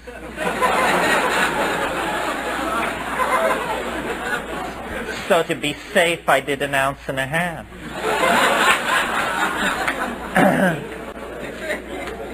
You know, I mean, it's important to it's important to get there, granted, but it's important to come back. Oh Lord, yeah. In your talk, you said something about the transcendental object. Could you go into more detail on that? The way I imagine that history works is, well, first of all, let me say how the way the people I disagree with think it works. And then you had cooling and development of atomic and molecular and organic and ultimately cultural and systems and ultimately technological systems. And this will go on indefinitely down unto the heat death of the universe, and the development of life and of culture has nothing to do with the physical, astrophysical level of things. It's sort of ancillary and a mistake. My view is somewhat different. It's that if we have to have a singularity in our cosmology, in other words, it's so hard to figure out how you get from nothing to something. No philosophical school has ever been able to do it without some kind of singularity. So if we're going to have a singularity in our system, let us try to make it as logically palatable as possible. So how to do that? It's not logically palatable to me to believe that the universe sprang from nothing in a single instant. Seems to me if you believe that, you're set up to believe anything. Right? I mean, isn't that it? Say, well, if they'll believe this, what wouldn't you believe? So how about this instead? That the universe, its origins are a mystery and cannot be determined. But as we look at its history, the history of it that is available to our inspection, what we see is increasing complexity, ending in ourselves and our civilization so far as we know. Well, then if you're going to have a singularity, I think of a singularity as a kind of phase transition. You know, Ilya Prigozhin talks about how a chemical system will suddenly and spontaneously migrate to a higher state of order. Well, that's sort of how I think of this thing. It is capable of migrating to a higher state of order. So if we're going to have a singularity, isn't it more likely that it will emerge out of a situation of vast complexity than a situation of utter metaphysical nothingness? I think so. So I think that what the transcendental object is it is the cause of the universe, if you will, except that this cause is at what we would conventionally refer to as the end. It's what everything flows toward.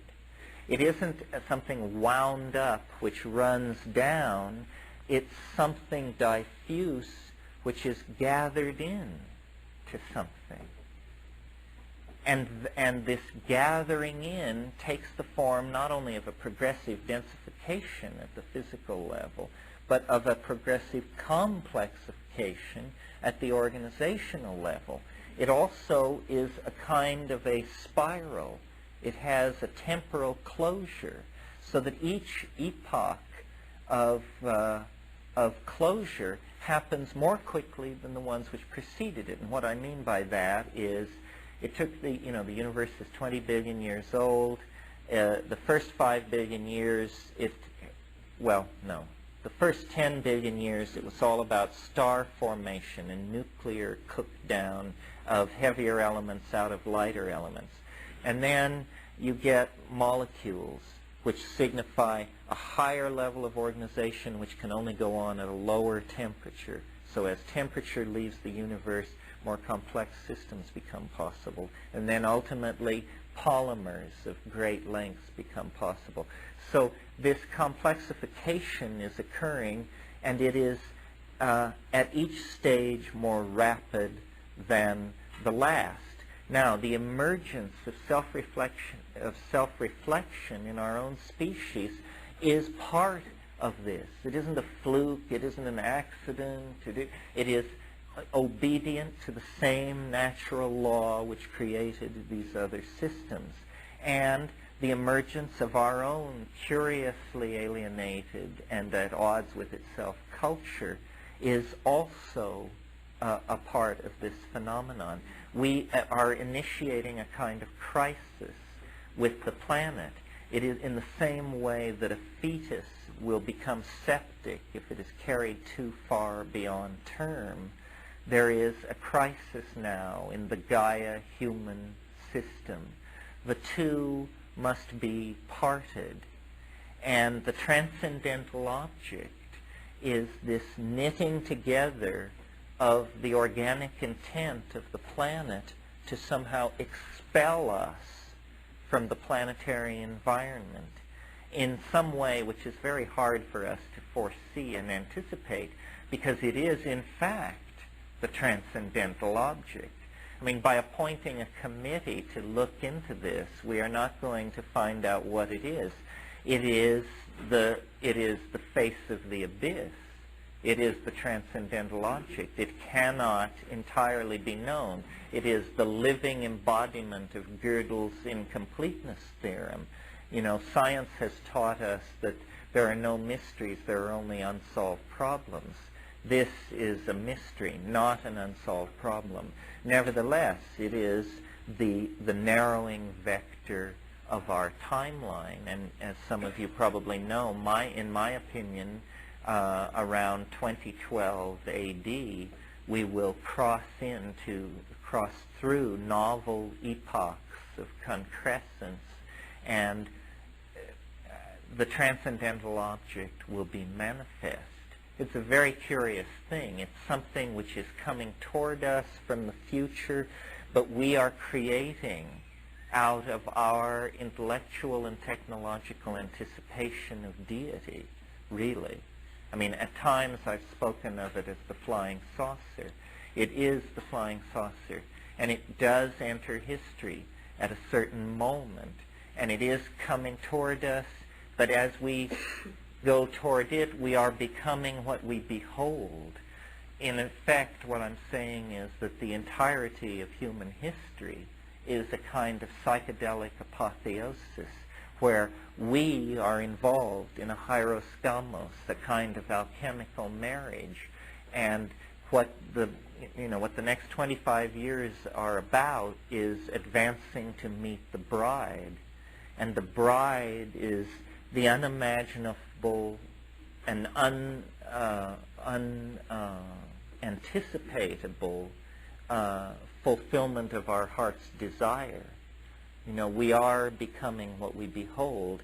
Our metaphysical hypostatization of deity is becoming a cultural program for our completion. And that's why communication is so important, because what we're trying to do is articulate this vision of the oversoul of our species. We are going into a kind of swarm state, or there is a pheromonal transformation of our cultural modalities. Our pheromones are information systems, and now information systems, ideologies are being released into the mass psyche that actually set us up to undergo this cultural compression and concrescence that the experience of the transcendental object is, if you haven't read William Gibson, you might give him a go. His anticipation of a cybernetic future is part of the anticipation of the transcendental object. And what Gibson is saying in Neuromancer and Count Zero is that data storage in hyperspace will become conventionalized the way the grids of cities are conventionalized in three-dimensional space.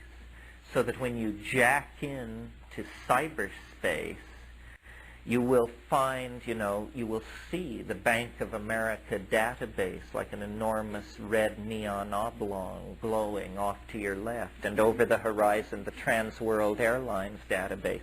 In other words, the dimension of culture, which for 15,000 years or so has been, for purposes of comparison, let's say, as thin as a thick sheet of paper. I mean, what has culture been? It's been a few mud huts, some brick streets, a cathedral here and there recently, and then more recently a lot of knitted together, electrified, cheap construction. Suddenly, the dimension of culture is about to be, which is orthogonal to ordinary reality, is about to be expanded 100, 1,000-fold into a complete mind space, the cyberspace that Gibson is talking about. The psychedelic space that shamans have always known about is about to be activated as a cultural artifact in high-tech society, where we will become whatever we imagine. You will move off into this electronically sustained realm of mind. At least that's how I imagine it. I imagine that passage through the transcendental object leads into the imagination, and that the imagination is really our true home, and that all of this electronics and culture and art and drugs and magic and ritual is about the prodigal return to the imagination as a cultural norm. And the transcendental object represents the narrow neck, the narrowest place, the place where the phase transition occurs. At least that's what I hope. That's what I feel the symbiosis with the hallucinogens is coaxing out of us, because we cannot go to the stars in the ape mindset, with ape politics, and it's just impossible.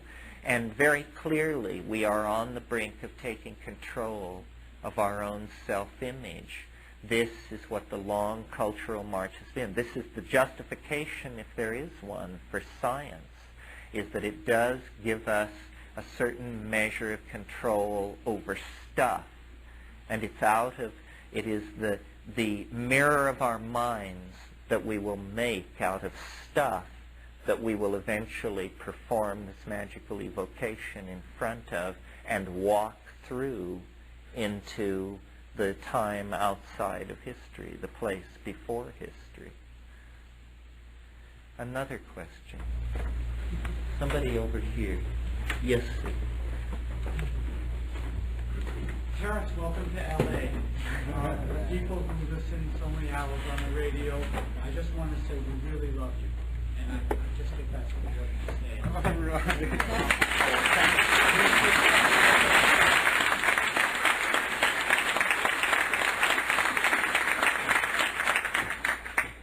Although I have to admit, I take the show on my VCR and I get it during the day. But anyway, I was going to go to Mexico to a little village up in Oaxaca, and my companion sort of convinced me that it might not be the best idea, because while you're looking around for green men, you might find some federales or something, and it might not be the best place to totally let go. So I decided to grow some mushrooms, and that just ended up on the low priority of things that I still haven't grown them, But I was always of the fantasy that going to this place in Mexico, there was something magic there. and there was this quote-unquote morphic resonance.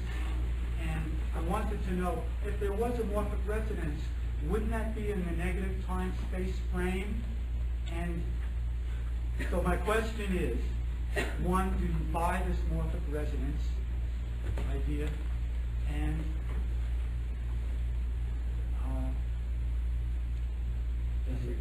That's the question. yeah. Well,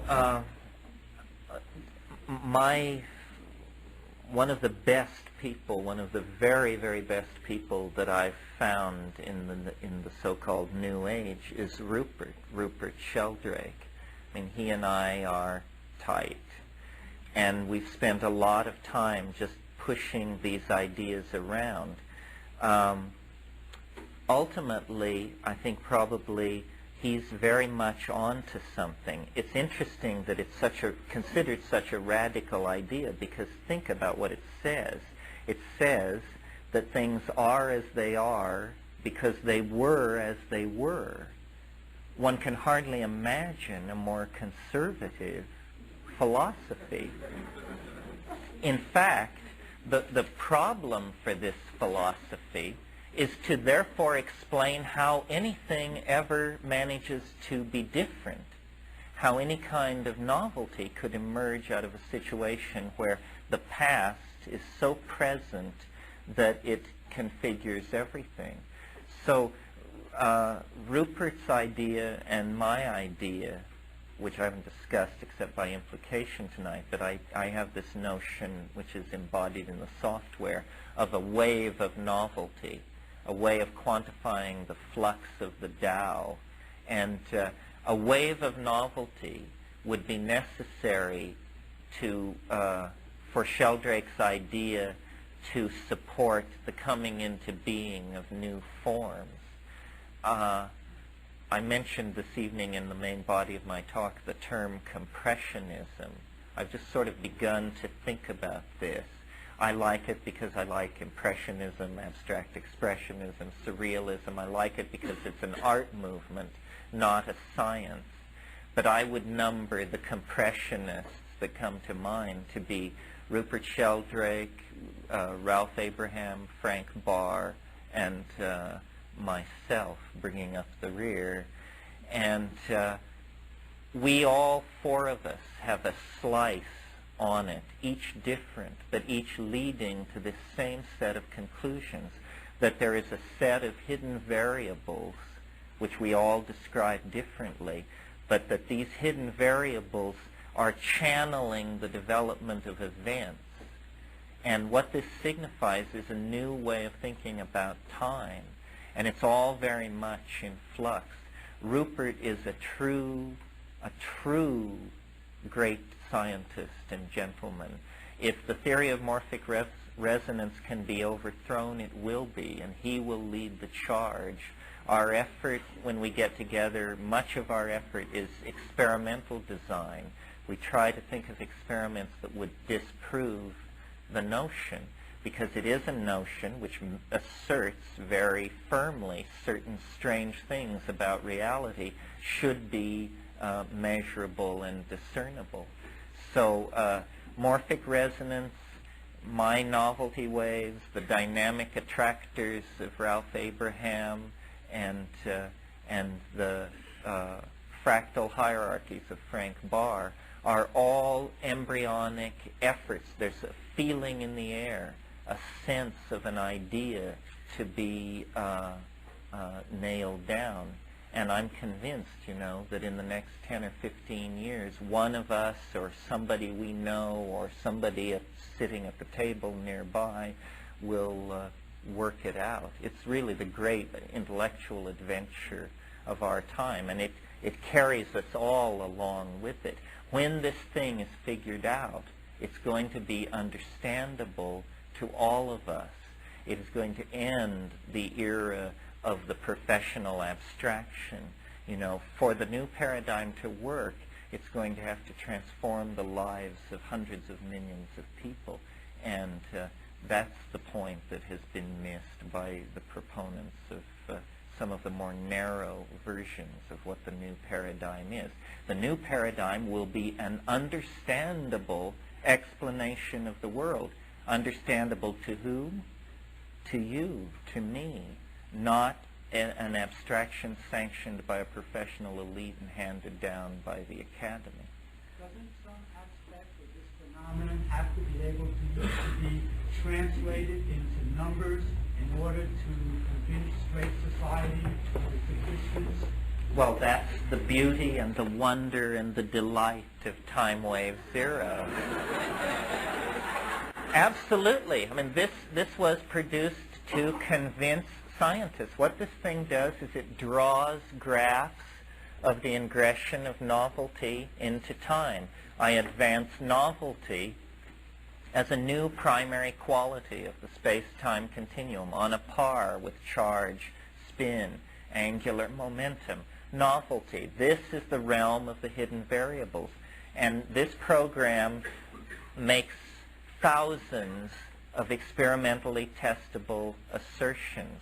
This is not smoke and mirrors stuff. You give it an end date, you give it a date of interest, and it draws a mathematically defined graph of its opinion as to where the flux of novelty and habituation, these are the two opposed quantities, novelty and habituation, where they fall vis-a-vis this event system. So every time you activate the program, it fills the monitor with a screen full of precise predictions about known historical phenomena. So it seems to me, if there were a body of informed give and take on the matter, we could quickly settle whether it's just, that I smoked too many little brown cigarettes, or that this kind of thinking is in fact going to underlie and restructure science.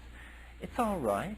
I mean, why should we assume that the basic qualities of the universe have been defined as of 1965 by modern physics? After all, modern physics doesn't explain the unicorn or the flower. So there must be more at work in the universal mix than we have perceived. Well, I think I'll do one more question. Robert. Am I hearing this right? Is this like a historical time graph of human events? Yes, that's exactly what it is. It's a way of looking at the life of an individual or a society and asking the question. See, the way I think this is good, because the spirit to Eastern philosophy is the Tao, and the Tao is the how-ness of the way things happen. Well, we are so accustomed to allowing these Eastern forms of thought to remain largely formally undefined that we never ask obvious questions about the Tao for existence. For example, in the Tao Te Ching, the opening words in the Whaley translation are, "The way that can be told of is not an unvarying way." Okay, it's a double negative. It's not an unvarying way. Means it's a varying way. Well, anything which varies is modulated. That's a mathematical term that has precise meaning. So if the way that can be told of is not an unvarying way, then it can be mathematically described as a set of integers in flux. The problem then becomes, what integers? Well, that's a long story, but it's all in here. It's and I'm not mad enough to claim that this particular particular set of integers is correct. I'm very impressed by its successes, but I am convinced that a theory of this class will eventually explicate time. Time is the spirit, not the time of flat duration in the Newtonian universe, or the very slightly curved time of Einstein's universe, but time as lived from moment to moment. It flows like a river. It runs here quickly, there slow and deep. Here there are cataracts. Here there are vast lakes form, and all sense of direction is momentarily lost. Time is the continuum upon which our entire experience of being is deployed, and yet up until very recently the only model we've had of it was this flat or slightly curved surface. That didn't explain the vicissitudes and the synchronicities and the mysteries of our own lives. Now, if we take a fractal model of time, the kind of fractals that we see in the psychedelic experience and the kinds of fractals that we see when we unleash computers in the realm of pure mathematics, then we begin to see the time of pure experience, the time that we recognize, where every day is like every other, but different. Every year is like every other, but different. We grow, but we stay the same. We move forward at the same time that we move backwards. All of these kinds of feeling-toned complexes about movement in time are handled very well in the fractal. So the Tao, what the psychedelic experience has done for me, above and beyond the heart opening and what it's done for me as a person, what it's done for me as a seeker after truth, has given me, this total description of reality. And I think our senses and our minds and our hearts are always trying to give us a total map, a total mandala. Is always trying to emerge out of the chaos of perception. But it appears to me that it can happen to any depth, and that if you still your mind with psychedelics and with discipline, and you look into the black rivers that flow through our hearts and our minds, eventually you see not only the truth of yourself, not only the truth of ourselves, but formal truth, the truth of mathematics. And then you have sort of made a kind of closure. And so this was my personal meditation in Time Wave Zero. I urge you to take a look at it, because it's the most original thing that I have done. The rest is the descriptive diaries of an explorer, well footnoted, which I share with you gladly. But this other thing was actually, the logos from on high. That was what my particular relationship to the Spirit was based around, the revelation of this particular idea, because I had no interest in the I Ching, still less in mathematics and all of the disciplines that impinged on this notion. But somehow, I was chosen virtually because I was standing around when the decision was made. I mean, I really believe that. And these things only mean something as they're communicated. But you see, we have great anxiety about the past, about the future. And if there were in fact fractal maps of the future, then that anxiety would leave us and would leave us free. And in one sense, I think that's the transcendental object. It's the manifestation of the Spirit. The Spirit is with us throughout historical time and space, but it is concretized at history's end. Well, that's all I have to say. We're 5 minutes over. I appreciate your being here very, very much. Thank you.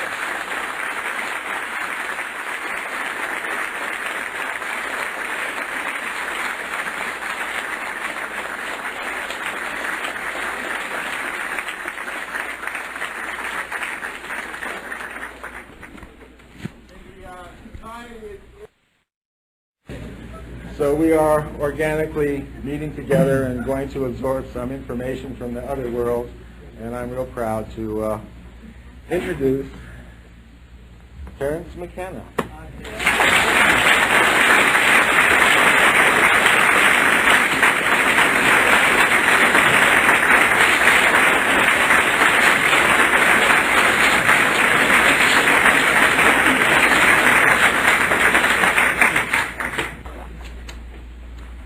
I do want to mention this is a benefit for Botanical Dimensions and KPFK. If you didn't see the promotional material at the back of the room, you might look at it during the intermission. Botanical Dimensions is the real world kind of realpolitik response to all the issues that we deal with, that Kat and I hammered out over the last 11 years, really. And what it boils down to is a plant rescue project built around a 20-acre botanical garden in Hawaii. And what we're doing there is trying to bring in plants that are threatened in the warm tropics. Either the extinction of the species is threatened, or the knowledge of its medicinal or herbal or shamanic use is in danger of being lost. There are a lot of fancy organizations, World Wildlife Fund, Earthwatch, Earth First, that are saving the rainforest, or at least fighting that battle legally and by getting huge tracts of forest in the tropics made into reserves. Nobody is really even cognizes or is focused on saving ethnobotanical lore. In other words, the very subtle relationship between Aboriginal people and botanical resources in their environment. So that's something we're doing. What was touched on last night, and which is sort of one of the centerpiece themes of this point of view, is the felt presence of some kind of alien intelligence that is somehow cotangent to the human experience for different people in different ways, with varying degrees of intensity in different times and places. And though, you know, at the bedrock of my take on things is the notion that there is really finally a mystery wrapped in an enigma, that there is no resolution. Nevertheless, as you close distance with this mystery, there are a series of analogical metaphors that don't really suggest themselves, but that are communicated to you by the other.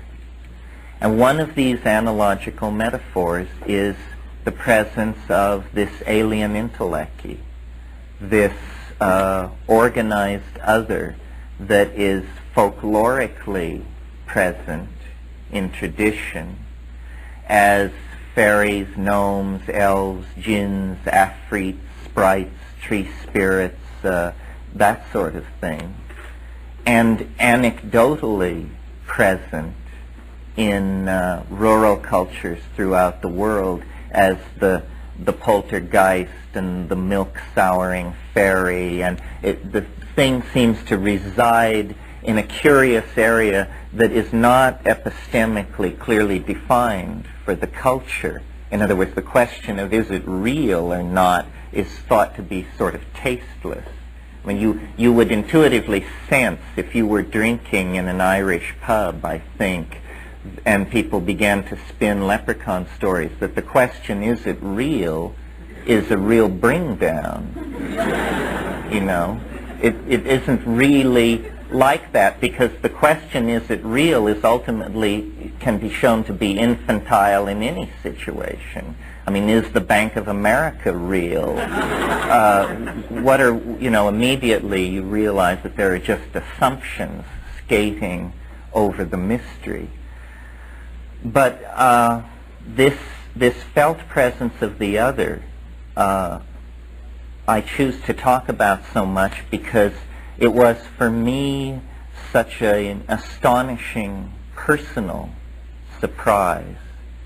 I was raised Roman Catholic and indulged in the kind of theological fiddle-faddle that involves, and then grew out of that into atheism, into agnosticism, and by the time I got to college I was reading Jean-Paul Sartre and Husserl and these people, and pretty much the main had followed my intellectual ontogeny had followed historical phylogeny, and I had arrived in the 20th century. And then, having thought I had absorbed the lessons of LSD, which seemed to me to be to reinforce and confirm the theories of Freud concerning the dynamics of the psyche, that it was about repressed memory, repressed desire, sexual neurosis, parental, foul-ups in the projection of the parental energy patterns and this kind of thing. And then someone came to me one rainy February evening in 1967, and really a mad person, a kind of a social menace, an intellectual criminal. This guy had said to me only months before, "We must live as if the apocalypse has already happened." And here he was on my doorstep, and he wore these little black suits that he buttoned up to the throat. Anyway, he came in and he said, "Something that you might be interested in," and brought out a sample of dimethyltryptamine that he had somehow come into contact with. And I said, "Well, what is it?" And he said, "Well, it's this short-acting, it's a flash," he said. And I said, "How long does it last?" That was my first mistake. He said, "Oh, it doesn't last long." So I said, "Okay, we'll do it." And we did it. And I discovered I had, I guess it's called a peak experience or a core revelation or being born again or having your third eye opened or something, which was, it was a revelation of an alien dimension, of a brightly lit, inhabited, non-three-dimensional, self-contorting, sustained, organic, linguistically intending modality that couldn't be stopped or held back or denied. I mean, I sank to the floor. I couldn't move, and this disystolic hallucination of tumbling forward into these fractal geometric spaces made of light. And then I found myself in the sort of auric equivalent of the Pope's private chapel, and there were insect elf machines proffering strange little tablets with strange writing on them, and I was aghast, completely appalled, because the transition had been a matter of seconds, and my entire expectation of the nature of the world was just being shredded in front of me. I've never actually gotten over it.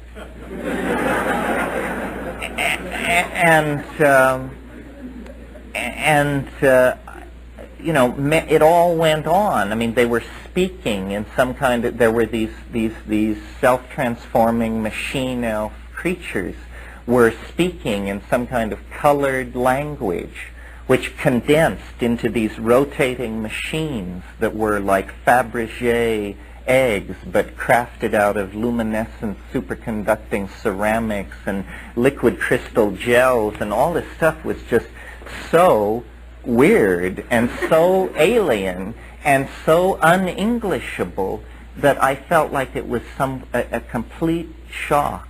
I mean, the literal turning inside out of the intellectual universe. And I had come to this, I thought, fairly intellectually prepared. You know, I mean, a kid, but nevertheless, double Scorpio, art history major, Hieronymus Bosch fan, Moby Dick, William Burroughs, you know. And it was, as I came down, and this went on for like 2 or 3 minutes, this situation of discontinent orthogonal dimensions to reality just engulfing me. And then as I came out of it, and the room sort of reassembled itself, I said, I can't believe it. It's impossible. It's impossible. But, I mean, to call that a drug is ridiculous.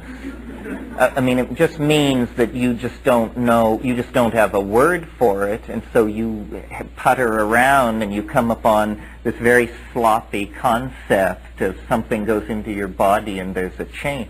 It's not like that. It's like being struck by noetic lightning.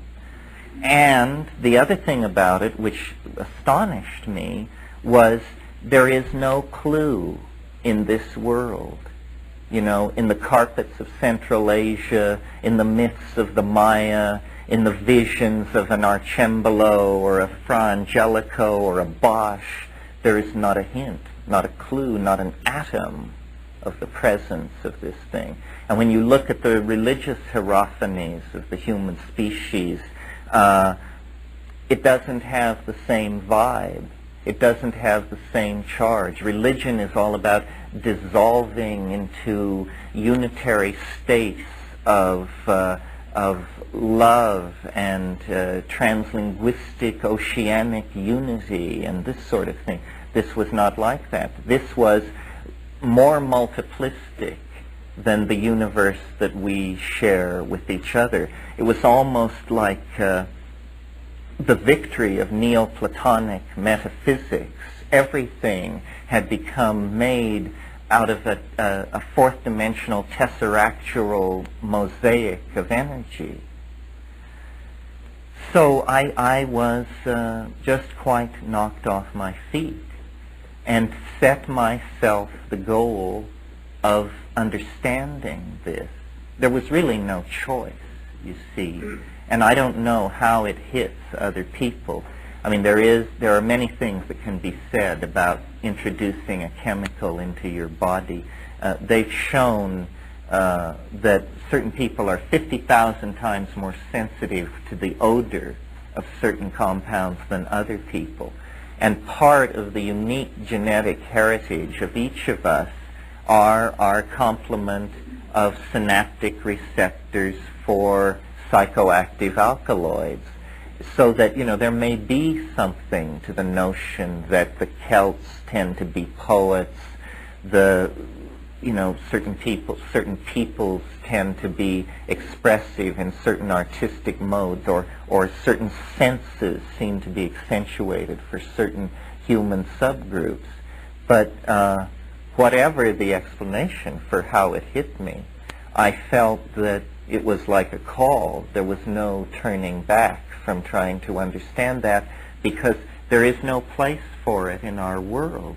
And yet it is overwhelmingly, existentially real, you see, and easily accessed. I'm not peddling that you have to go to some place in India with poor sanitation and put yourself at somebody's feet for a dozen years or something like that. The enunciation of the presence of this dimension should inspire some kind of coming to terms with it. I mean, it's preposterous that we can entertain in our popular journalism the titillation of the search for extraterrestrial intelligence and prop up all these reductionist guys and trot them out to give the statistics on the distribution of G-type stars and all this sort of thing, because the fact is what blinds us to the presence of alien intelligence is linguistic and cultural bias operating on ourselves. The world which we perceive is a tiny fraction of the world which we can perceive, which is a tiny fraction of the perceivable world, you see. So we operate on a very narrow slice based on cultural conventions. So the important thing, if synergizing progress is the notion to be maximized, and I think it's the notion to be maximized, is to try and locate the blind spot in the culture, the place where the culture isn't looking because it dare not, because if it were to look there, its previous values would dissolve, you see.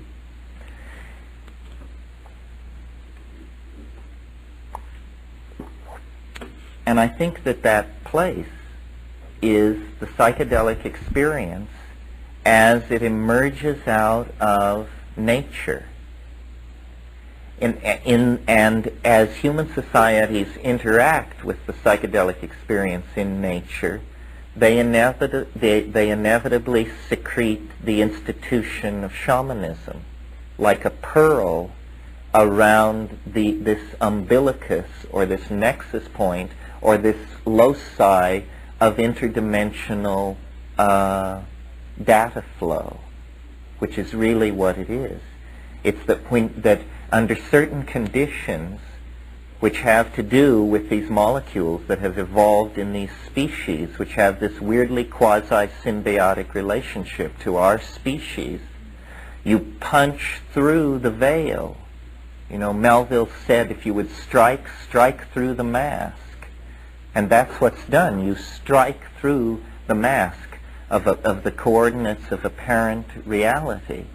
And then this thing is there, which to me is a miracle. It transcended any miracle I could ever ask for, because it not only had the quality of a miracle as I imagined it, it had the quality of a miracle as I could not have imagined it. It was entirely charged with the energy of the other. It had the ambiguity of a pun, a kind of zany, impossible, improbable, hysterical revelation of the joke, the self-contradiction, the provisional nature of it all, that it really is a Marx Brothers movie in some sense. So I pursued it first to Nepal and involvement with pre-Buddhist shamanism in Tibet, because the thing that puzzled me most, I guess because I was an art historian, was this absence of the theme in the artistic productions of humankind. And I felt that maybe there was a trace of it in the artistic conceptions of the old pantheon of Tibetan shamanism, and that Central Asian Tibetan shamanism had actually created astronauts of inner space that had gotten good recon on this same area.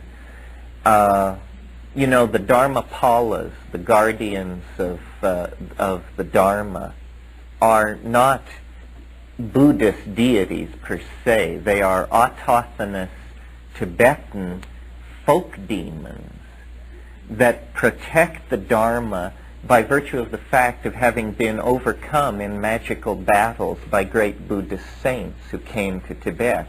In fact, there are, or were before the Chinese occupation, monasteries in Tibet where the vow of fealty to the Dharma on the part of the Dharmapala had to be renewed by the monks every 24 hours, or the thing would run amok and be on its own and bust up the countryside. I'm just telling you what they told me. So it seemed to me that this raw sense of the shamanically accessed demonic realm was there. And I also saw traces in Hellenistic Gnosticism and alchemy, but such thin traces. So I went to Nepal, immersed myself in that, and decided ultimately that it was inaccessible. I wasn't sure whether it was there or not. And then I placed myself in the context of nature by moving my sphere of operations to eastern Indonesia, to the climaxed continental rainforests of the ancient continent of Sundaland. You see, Indonesia was a continent until as recently as 120,000 years ago, and then with the melting of the glaciers and the subsidence of this continent, it became a vast group of islands. And I think that it was my good fortune, or the fortune of my fate, because it was prudent for me at that time in the late 60s to remain outside the United States. And so I sort of had to become the hero I had pretended to my friends that I was, which I wasn't. I had an around-the-world air ticket and was entirely a preppy poseur. But suddenly return was not a possibility. And so I became, and my apologies to Buddhists in the audience, a professional butterfly collector. And I pursued this blood sport for many months in these remote montane jungles of eastern Indonesia. And that was where the missing link in the quest for the resolution of the meaning of DMT and spirit fell into place, because I saw what most of us only see on National Geographic specials, which is the real fact of the rainforest, the real fact of organic nature, and how nature is communication. Not only are the species that comprise the biota linked by pheromones and acoustical signals and color signals and all of these various methods by which communication is seeping around. In fact, nature ultimately resolves itself into a self-reflecting syntactical metasystem. And you can pursue this right down to the DNA. DNA working as it does with nucleotide sequences that code, right? That means arbitrarily assigned code for certain amino acids. It means that organic objects are essentially utterances in three-dimensional space of some kind of universally distributed linguistic intent. This is what it means when it says, in the beginning was the Word.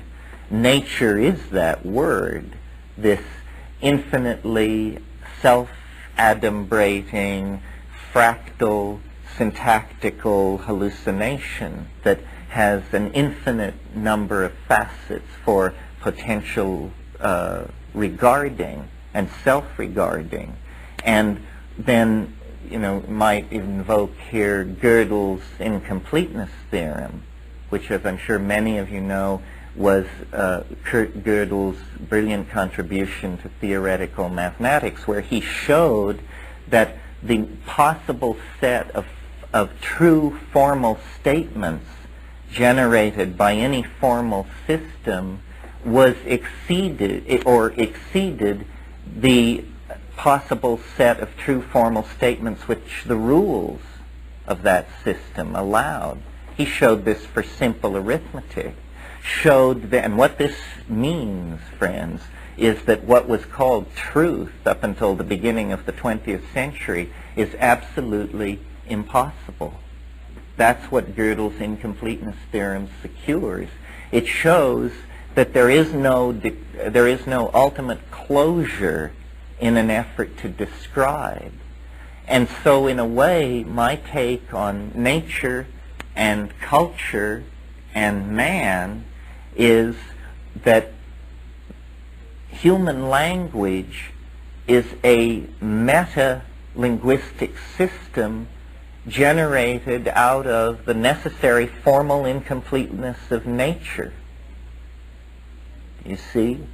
It's that nature is a self-describing genetic language, and yet out of it arises something which is not formally predicted by its constraints and rules. There's a symmetry break there, and a so-called emergent property comes into view. And this emergent property is our unique ability to provisionally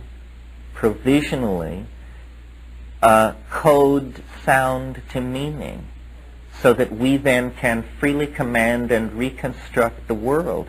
We imagine that we do this for our own purposes of communication. The analysis that I'm suggesting would seem to indicate that actually we do it because we are complicated enzyme systems that are moving linguistic charge around inside some kind of meta-system, very important for the emergence of new order out of nature, you see. And I talked about this a little last night.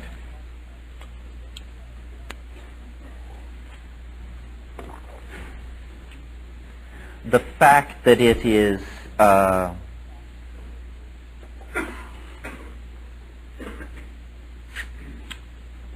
contrived, provisional, is very interesting.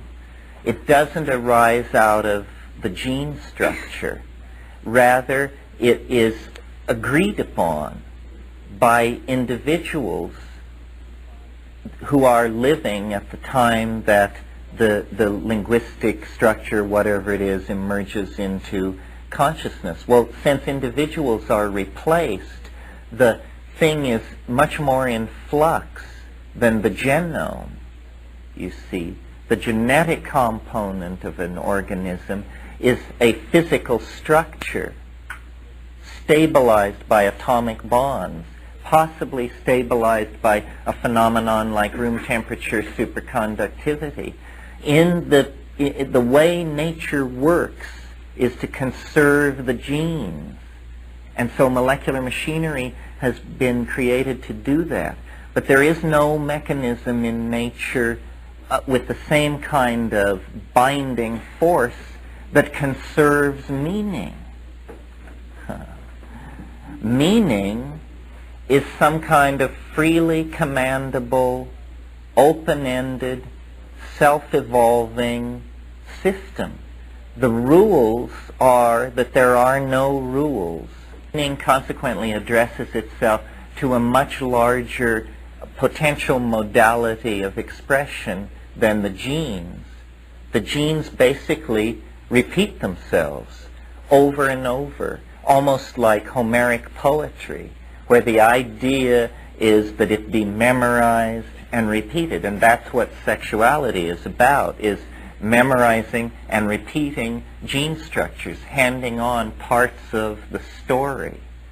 But the epigenetic, the creation of linguistic systems where meaning can be freely commanded allows very rapid evolution of cultural norms.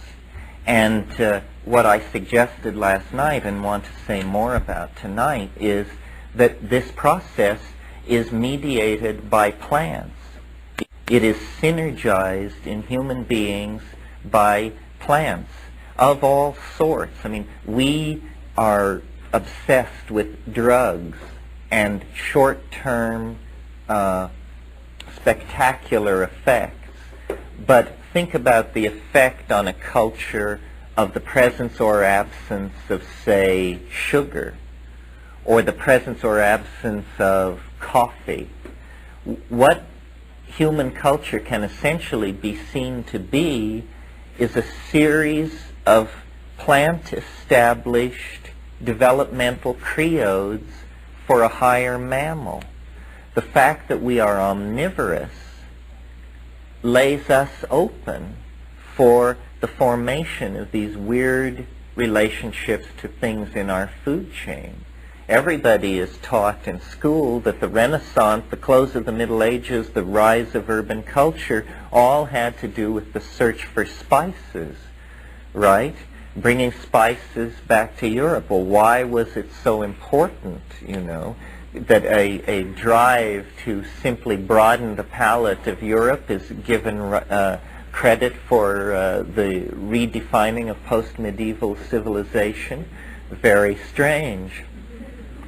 Hoffman and Ruck and Wasson showed that the Eleusinian mysteries, which were the philosophical and experiential linchpin of the ancient world's cosmology, the Hellenistic cosmology, was a cult of ergotized beer. There, every September at Eleusis, this mystery was carried out, and everyone who was anyone participated in it. And you only got to do it once in your life, so you had only one take. The point is clear. As you look at human culture in all times and places, the way in which our cultural institutions have been molded by these so-called tertiary compounds in plants is very suggestive. It seems to me that the felt presence of the other, the alien intelligence, the being from outer space, is actually co-present with us on this earth, and that the problem is not the finding of it, but the recognizing of it when it is seen. In the same way that I think in the present cultural crisis, everyone is crying answers, answers. We have to have answers. The fact is we have the answers. The question is to face the answers. You know, the answer to self-empowerment lies in the psychedelic experience. The answer to dissolving the hierarchically imposed set of mythical conventions that disempower us lies in the psychedelic experience. Because what is really happening is a return to the primacy of feeling. And feeling is not something you can convey to people the way you convey facts to them. Facts can be handed down every week through Time magazine and the latest issue of Science News and Nature. But feelings will not lend themselves to that marketable, hierarchically distributed system. And consequently, feelings represent a backwash against that. Yet feeling is the modality in which we all operate. So as long as we are under the umbrella of the print-created linear post-medieval institutions that promote the myth of the public, the notion of the atomic individual, the notion that we are all alike, basically, then we are going to be unempowered. The amazing thing to me about the psychedelic experience is that it can be kept under wraps, that people don't insist, that somehow we're leaving it to experts to figure it out. But did you know that the experts are not allowed to work it out? That in this particular area, the entire human race has been relegated to an infantile status. It is not professionally possible to do work with these things. Nevertheless, our cultural crisis is deepening mainly because we have very poor connections between our fragmented and autonomous psychic structures within ourselves as individuals and within ourselves as a society. Our whole problem is that we can't communicate with each other, we can't express intention. And the psychedelics are sitting there waiting to unify us, to introduce us to the translinguistic intention, to carry us forward into a realm of appropriate cultural activity, which is, to my mind, the realm beyond history. Beyond history lies effortless and appropriate cultural activity. And nature has preceded us, as it always does, by laying out models that can be followed to realize this. As an example, and by request, I'll point out that the 19th century had a titular animal. Its titular animal was the horse, idealized as the steam engine, the iron horse. And Marx talked about the locomotive of history, and there was this whole focusing on the horse archetype, which in the 20th century gave way to the titulary animal, the raptor, the bird of prey, as exemplified by high-performance fighter aircraft, as the kind of ultimate union of man and machine in some kind of glorification of the completion of a certain set of cultural ideals, you see. Well, in thinking about this and in thinking about how language is the cultural frontier of our species, I went to nature looking for models of how we might move beyond the bird of prey, which, when you think about it, it is the American symbol. It was also the symbol of the Third Reich. And a lot of creepy scenes have actually been into birds of prey. When Alaric the not even birds of prey, when Alaric the Visigoth burned Eleusis, it was the crow fluttered on his battle standard as the greasy smoke swept by. So these dark birds have been with us. Anyway, in looking for a new titulary animal and drawing the conclusion of what it would mean, I was drawn to look, strangely enough, at cephalopods, octopi, because I felt that, first of all, they are extremely alien. The break between our line of development in the phylogenetic tree and the mollusca, which is what a cephalopod is about 700 million years ago. Nevertheless, and many of you who are students of evolution know that when they talk about parallel evolution, they always drag out the example of the optical system of the octopi, because isn't this astonishing? It's very much like the human eye, and yet it developed entirely independently, and this shows how the same set of external factors impinging on a raw gene pool will inevitably sculpt the same organ to the same end, and so forth and so on.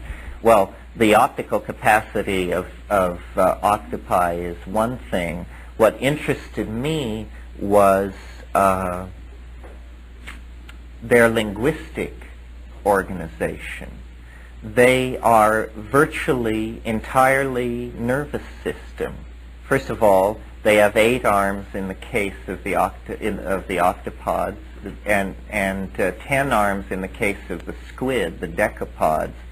And so coordinating all these organs of manipulation has given them a very evolved nervous system. Then they have this highly evolved ocular system. But what is really interesting about them is that they communicate with each other by changing the color and texture of their skin and their physical shape.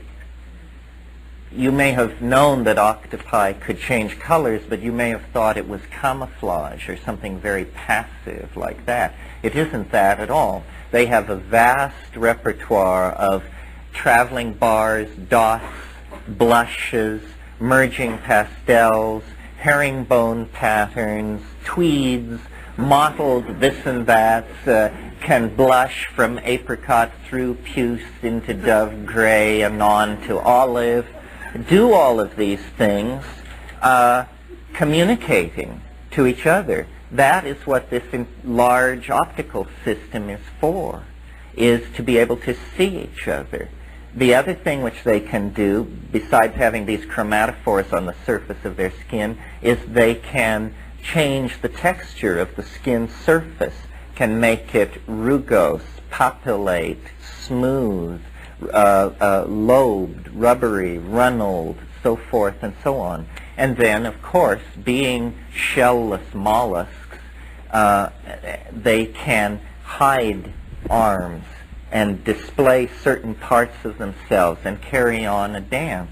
Well, when you analyze what is going on here, what at first seems like merely fascinating facts from natural history begins to take on a more profound aspect, because it is an ontological transformation of language that is going on in front of you. Note that by being able to communicate visually, they have no need of a conventionalized, culturally reinforced dictionary.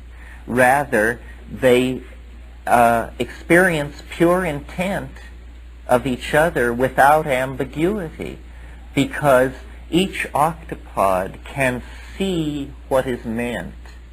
This is very important, can see what is meant. And I think that this heralds, or could be made to herald, a transformation in our own definitions of language and communication. What we need is to see what we mean. It's not without consequence or implication that when we try to communicate the notion of clarity of speech, we always shift into visual metaphors. I see what you mean. He painted a picture. His description was very colorful. It means that when we intend to indicate a lack of ambiguity in communication, we shift to visual analogies. This can, in fact, be actualized. And, in fact, this is what is happening in the psychedelic experience, is that we discover just under the surface of human biological organization the next level in the organization of language. It's the ability to generate some kind of acoustical hologram that is manipulated by linguistic intent. Now, don't ask me how this happens, because nobody knows how it happens. At this point, it's magic. Nevertheless, the fact is it does happen. You can have this experience. It represents a synesthesia in the presence of ongoing communication. It is, in fact, telepathy. It is not what we thought telepathy would be, which I suppose if you're like me, you imagine telepathy would be hearing what other people think. It isn't that.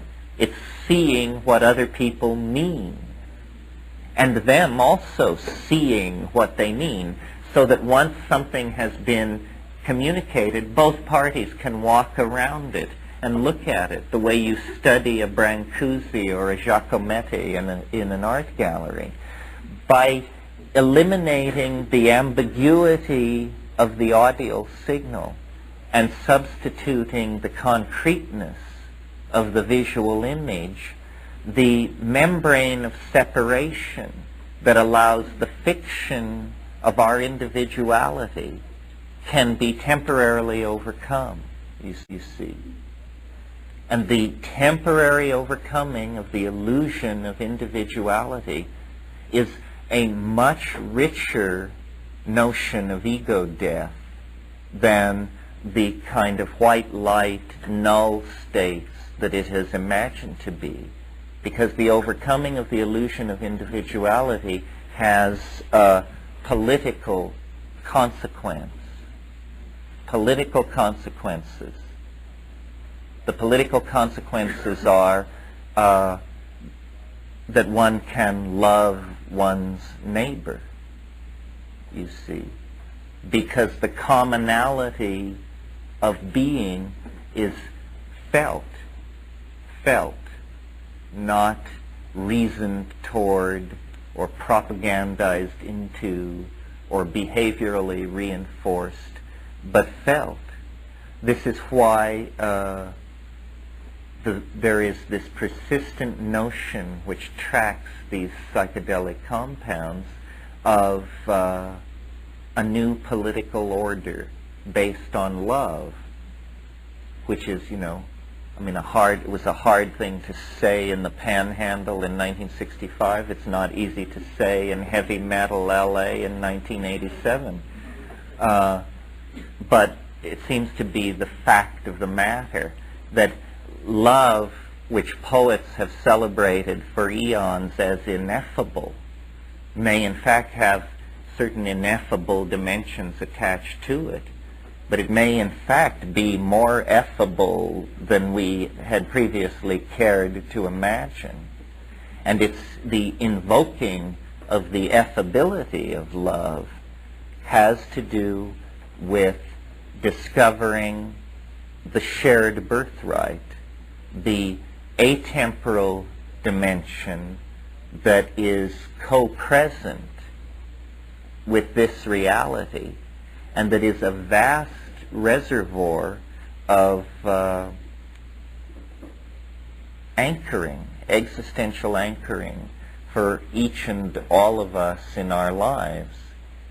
So my response to feeling the political pull of this, feeling the power to transform language that resided in these things, was to go to the people who I thought would know most about it, the shamans for whom hallucinogenic shamanism has never been an issue, for whom the notion that you're supposed to do it on the natch is a patent absurdity. I mean, if you're serious about doing it on the natch, I suggest you eliminate all food, because this notion of the pristine self somehow riding above the muck of the world, carrying on a spiritual evolution, is absolute foolishness. I mean, we are made of the stuff of the world. People who do not confront the presence of the hallucinogenic possibility are turning their back on their birthright, in the same way that if you do not experience sex throughout your life, you are turning your back on your birthright. I mean, after all, we could argue that to allow another person to touch you is to not do it on the natch, right? But, dear friends, we're slicing too close to the bone here to take that approach. It's much better, I think, to open to the world. The world is communication. Nature is the great teacher. All human gurus are simply distillations of the wave of nature that is coming at you. So you can just short-circuit the whole human boil down and go straight to the executive suite by putting yourself under a tree in the wilderness. I mean, they all have said this, but they need to be taken more seriously on the subject of their own expendability. Me too. Going to the Amazon with these kinds of notions and looking at what had been achieved there, I came to have a vision then of the future that could be, that we are sort of hurling ourselves into a new Stone Age where the fruits of the prodigal wandering that I discussed in such detail last night can be used to infuse new meaning into that paradise. The imagination of man and woman is so incomparably rich and exerts such an attraction on us as the builder monkey that we have to honor that. We cannot demonize that and preach a kind of naturalism that, if actually put in place, would cause the starvation of tens of millions of people. We have passed the point where some kind of Luddite reform can save us. It's only, I think, very self-indulgent elites that can preach voluntary simplicity, because a lot of people are experiencing involuntary simplicity. And unless you're one of them, it rings rather hollow to be told that Zen values are best. So I think that reinserting ourselves into nature is inspiration for cultural design. That's what it is. It's not flight from the design process, but a reinvigoration of it. And some of you may be aware of the concept of nanotechnology, where everything is built at the molecular level. We, by studying the mechanisms of the cell and the immune system and DNA, we begin to have a picture of how molecules and atoms are the machine parts of a microcosmic world that, if we were elf chemists, we could make our way into and create anything that we could imagine. I mean, I can foresee a world where all machines will be made by DNA-like polymers that will code base materials into larger and larger aggregates. The miniaturization of our world is a great frontier. As culture becomes more enveloping, its physical manifestation should become less material, you see. So the ultimate notion is of the world turned back to the form it held, let's say, 35,000 years ago, where people live in an environment of entirely climaxed natural perfection. However, behind their eyelids lies a culturally and consensually validated data phase space that is culture, civilization. Turn each of us into a telepathic aquarium that has a direct pipeline to the general ocean of mind and being. This is possible. In fact, it's not only possible, it may be the only decent solution to download ourselves into another dimension. And I want to note in passing the collapse of Max Headroom, and what a tragedy I think that is, that his last show was last night. This was a weird force for cultural transformation, but to be applauded. If anybody here tonight has anything to do with it, I wish them luck. But this sort of notion, you know, people, the Max Headroom people and the William Gibson people have a very high-tech take on this, because they're interested in accentuating this tight blue jeans, cyberpunk kind of notion. But in fact, the worlds that they describe will have many, many different social subgroups and social ecosystems forming in them. What the future really means is a choice to become who we are, to flower out, to find our own way. McLuhan saw this 20 years ago. He said that the rise of global electronic feudalism would create an atomistic fragmentation of culture. It may well be that within 50 years the largest organizational entity on the planet will be corporations with a few million loyal employees, and all larger social institutions will have disappeared. because they don't command loyalty in a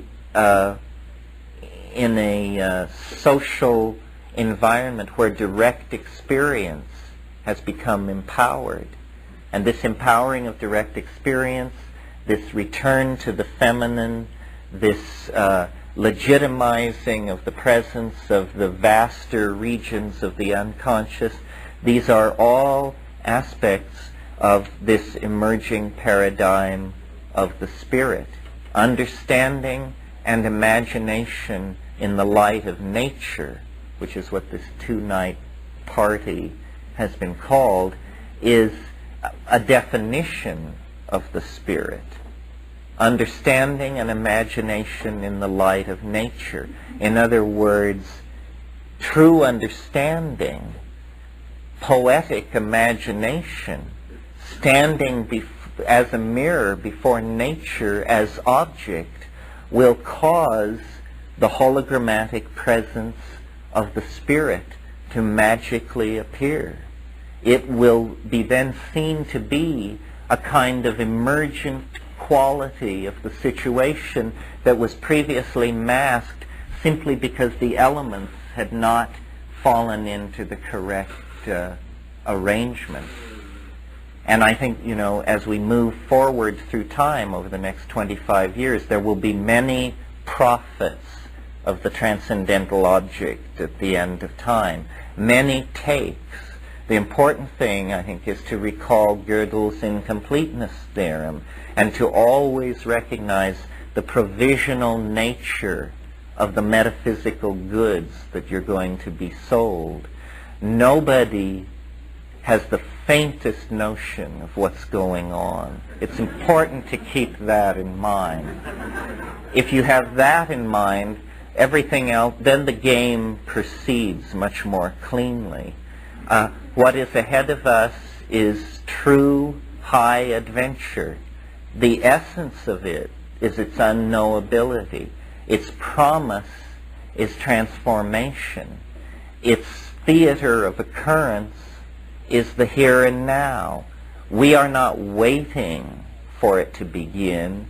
It has already happened for us, and our job is to understand how that can be so. Plato said time is the moving image of eternity. My notion of shamanism is it is that state of mind which accrues to those who have seen the end. By cultivating this notion of closure with hyperspace, imaged as the archaic return to the world of the pre-cultural ambiance, we can have an anticipation of the transcendental object. It is still in Eden. It is we who have undergone the fall and the recurso. And now the laden prodigal returns to beat at the doors of the manorial home, the birthright. And within, I think, lies the beginnings of true civilization. We are the forerunners of a truly moral and ethical human society.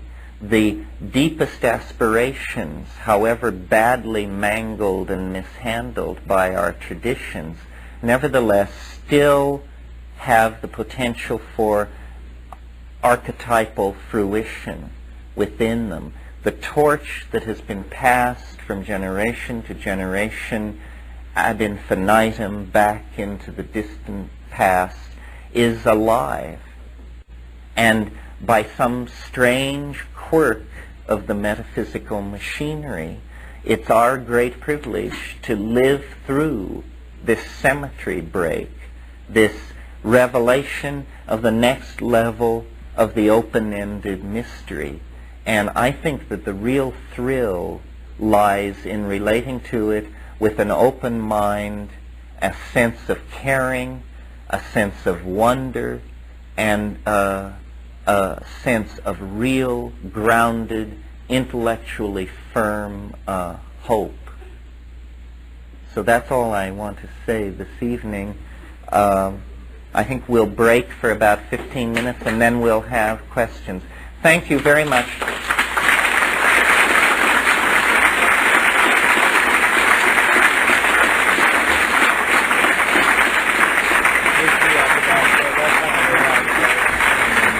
Okay, well now comes my favorite part of these things, which is the period where there's interaction, because I think, you know, this is really a group process.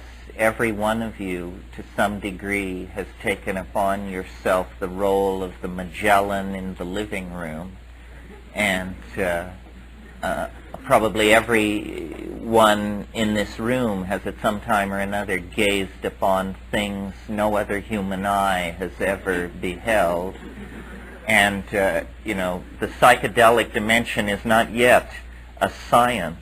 We're more like explorers, comparing our crudely drawn maps and hastily scrawled journal notes to try and together get a picture of this new continent in the imagination. So, I'm yours, sir. You have said in your book about that the mushroom was genetically engineered for producing psilocybin by alien intelligence. What do you think now about the possibility of us making that again, putting those genes producing psilocybin in other kind of organisms like fungi or plants, or I don't know, about animals? Oh, well, interesting question.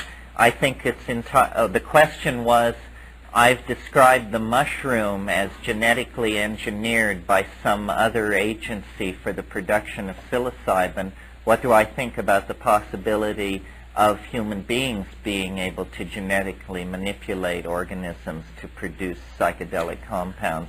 I think that the technology and theory has reached the stage where if there's an enterprising graduate student within the sound of my voice, the way to go is to locate the gene for psilocybin in the mushroom genome and to translate it via standard techniques to E. coli, to Escherichia coli, and then you would have a easily grown bacterium, which would be a chemical factory for pouring out psilocybin. So, if any of you are aspiring genetic pharmacologists, this would be a fine thing. I might elaborate on the answer, some of you who are not familiar with the premise. The reason I suggested that the mushroom might have been engineered and be in fact an artifact of an alien intelligence was, number one, of course, the informational content of the trip, but number two, the fact that psilocybin is 4-phosphoryloxy-N-dimethyltryptamine, the only 4-phosphorylated indole known to occur in nature, you know. Out of thousands and thousands of compounds and organisms, only one 4-phosphorylated compound is known. So this suggests that it is artificial, or at least highly unusual. You know, every week the science magazines are full of talk of strategies for locating and identifying extraterrestrial life. Well, a very obvious, practical, and scientifically reasonable way to proceed would be to look at the DNA of various life forms on Earth and see if there are any where there is a wild statistical departure from the norm. And whenever you get an organism which is producing or has genes that no other organism has, this is highly suggestive, you know, because evolutionary types evolve incrementally out of each other. So you would expect that there would be a relative smoothness in the expression of genetic products, that one fungus would be rather like its taxonomic near relatives. One menosperm or member of the Rubiaceae would be chemically similar to another. In fact, of course, we do find subtle chemical variations, but the presence of a 4-phosphorylated indole in a fungus like that is very suggestive. And there's an interesting book by Cyril Punampurama called Perspectives on the Problem of Extraterrestrial Communication. And he outlines there what he believes would be a general strategy for extraterrestrial contact that any kind of species would have to operate against if it were to seriously conduct a search through space. And the model has a ship which at a certain distance from its origin planet, it must replicate itself. And then at a certain distance, replicate again. And then again, in order to keep the density of ships constant as the sphere of the area being explored expands, there have to be more and more of these ships. And these ships could be as small as a human, as a animal cell. They don't have to be thought of as Star Trek type ships. But the point is, this ship contains a message that you have to read and call in, because there are so many planets and star systems to be surveyed that the only way such a survey could be conducted is if there were a message in the ship qua organism, such that in the gene swarm of an alien planet, it would eventually be read by an organism on this planet, and that organism would act to do the things necessary to call the central switchboard, and then they would say, aha, we have contact in sector alpha sub n 362, and they would concentrate all their attention there. The biological world that we assume to be natural may in fact be the artifacts of a much higher intelligence. Here. Yes, would you speak on the timeline a little? Oh, what a kind questioner. To lead me to my favorite subject.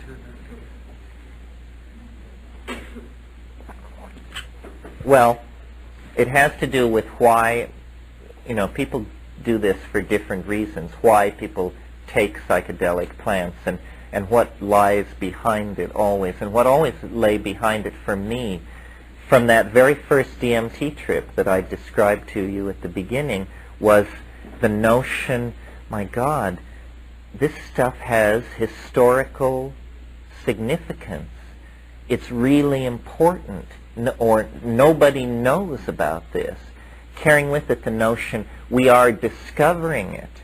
If we could bring it back somehow, it would change the world. Perhaps people are bringing it back by designing buildings and creating fashions or fashioning mathematical descriptions of reality. I never had that aspiration. I just simply defined myself as more humbly than that, as a consumer of ideology, as an intellectual who would learn what has been said and done and proposed. But after the DMT experience, I realized that there is unclaimed stuff out in those dimensions. James Joyce says in Finnegan's Wake, up nient prospector, you sprout all your worth and woof your wings. Well, the key word is prospector. A prospector is a rock hunter. I wanted to prospect for the alchemical stone, for the lapis philosophorum, and I conceived it as an idea. And the timeline, I think it would come differently for each of us. For me, it was this incredibly formal, aesthetically symmetrical, and therefore satisfying idea about what time is. That the Tao is something which could be mathematically described as a flux of a quality in time, a quality that I named novelty. And once I had enunciated it for myself, I saw that that was the part of the world that we have no description for. Science gives us descriptions for what is possible, but we have no descriptions for what, out of the set of the possible, undergoes the actual formality of occurring. Why are certain things selected to come to be? And I saw then the notion of the Tao, which is generally presented as a kind of intuitive notion. You're not supposed to demand too much hard-edged clarity. You say, just flow with it, man, flow with it. Well, when someone says flow to me, I think of equations which would describe flow as a dynamical system, which therefore can be mathematically modeled. And what the timeline is a seeing that the very largest patterns which describe the whole birth, evolution, and death of the universe are repeated at successively shorter and shorter spans of time, and down into the quantum mechanically and microelectronically cognizable realms of time, the realm of the nano and the picoseconds. And studying the I Ching, which I saw then as a kind of phenomenological description of time produced by the Oriental mind, completely unencumbered by our particular set of cultural conventions, and certainly having its own set of peculiar conventions, but not ours, that there is a pattern in nature, not in three-dimensional space, but in time, a pattern in time on many levels that reproduces itself and can be known, can be formally described, and once known, can be seen to control the ebb and flow of connectedness, or the forward and backward surge of novelty. And I thought that this was a great insight. Since it was the only one I had, I could hardly sell it short. And what pleased me most about it was, a rap is a rap. It's as good as the rapper.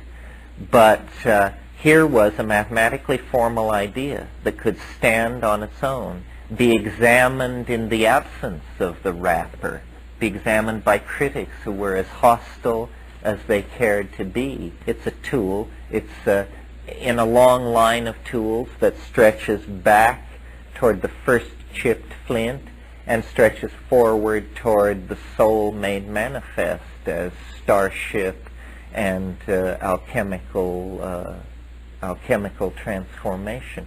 But it was the tool that I came upon, and what is always put against the psychedelic experiences, they say, well, big deal, what's ever come out of it, So I was pleased that here was a concrete notion that came out of it. Richard? Yes, along the line of this time wave, can you give us a reading of our current time in the not-too-distant future? I would be only too happy to. The question is, would I care to prophesy based on this timeline?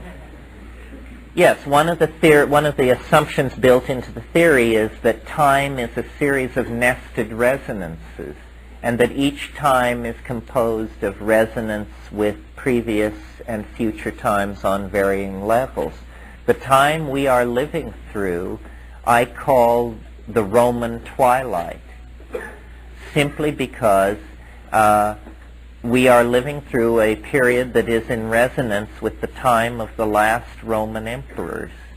And I think if you look at it carefully, you can begin to see the way this theory proposes to be analogical and yet formal at the same time. What was happening in the decades immediately preceding the fall of Rome? A progressively weakened series of self-indulgent propagandists ruled the greatest empire on earth with a more and more shaky hand as they succumb to gonorrhea, mercuric poisoning, various occult pursuits, millenarian obsessions, and so forth. Meanwhile, in the East, in Byzantium, a new civilization was unleashing itself.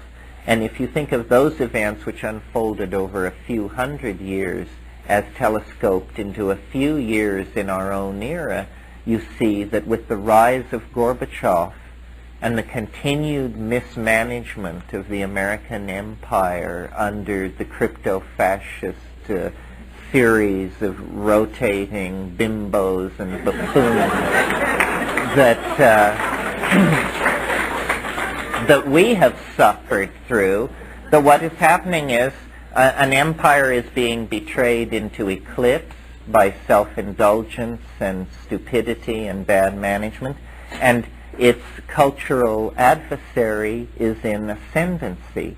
Now, Byzantium never conquered Rome. It doesn't happen like that.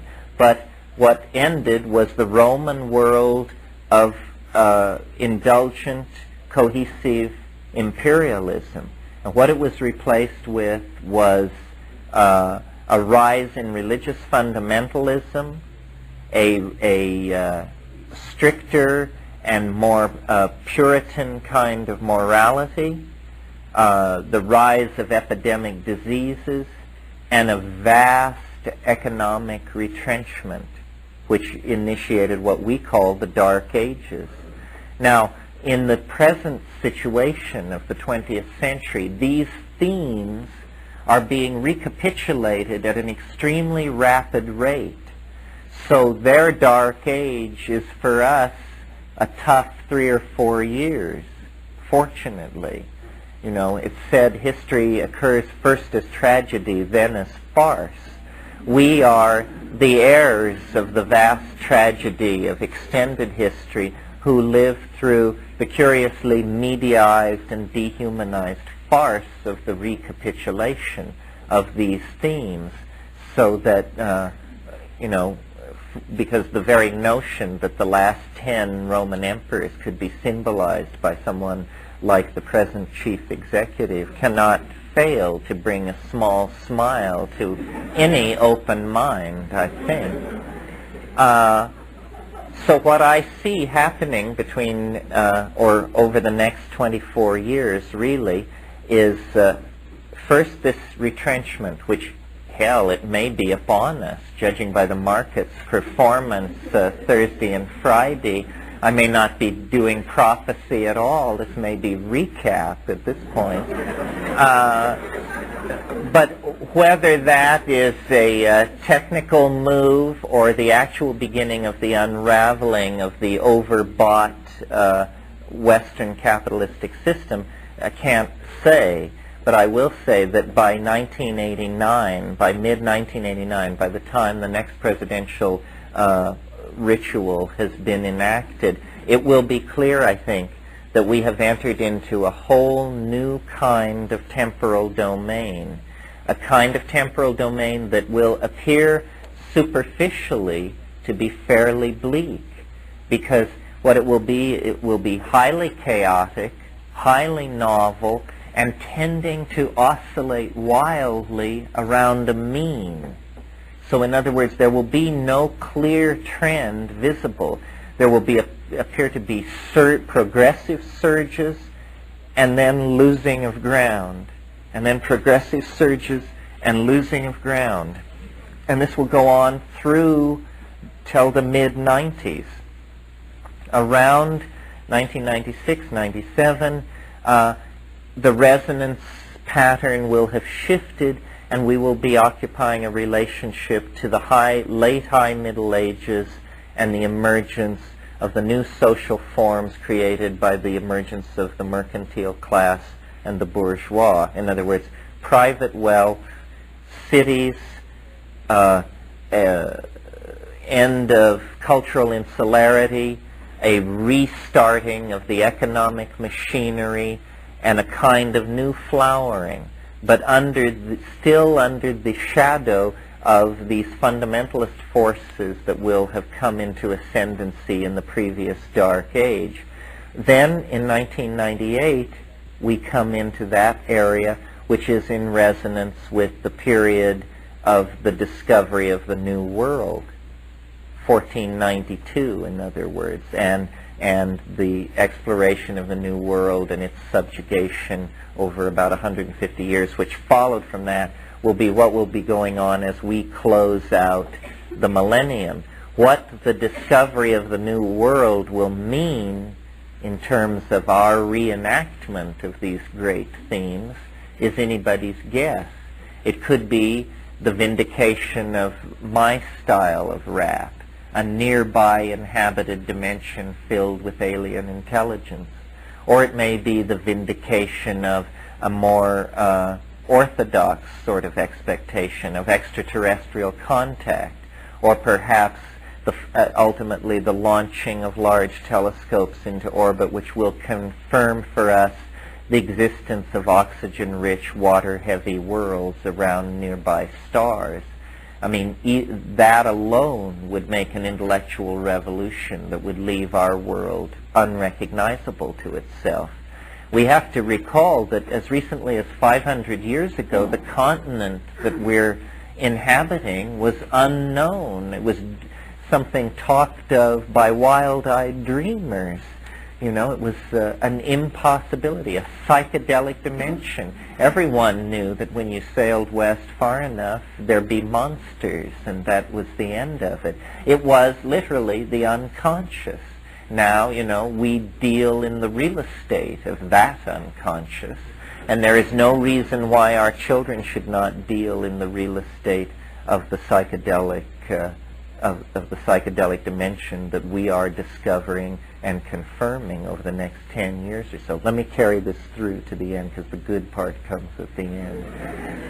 After the turn of the century, the acceleration of the unfolding of these resonances becomes more and more intense, and eventually we reach the supercompression of modern times. This is why I proposed to you last night the term compressionist for this school of thought that myself and Sheldrake and Frank Barr and Ralph Abraham represent, because we all are talking about the dense nesting of concrescent systems, and ultimately, in my own point of view, the emergence of a transcendental object at the end of time. And the end of time is not far off.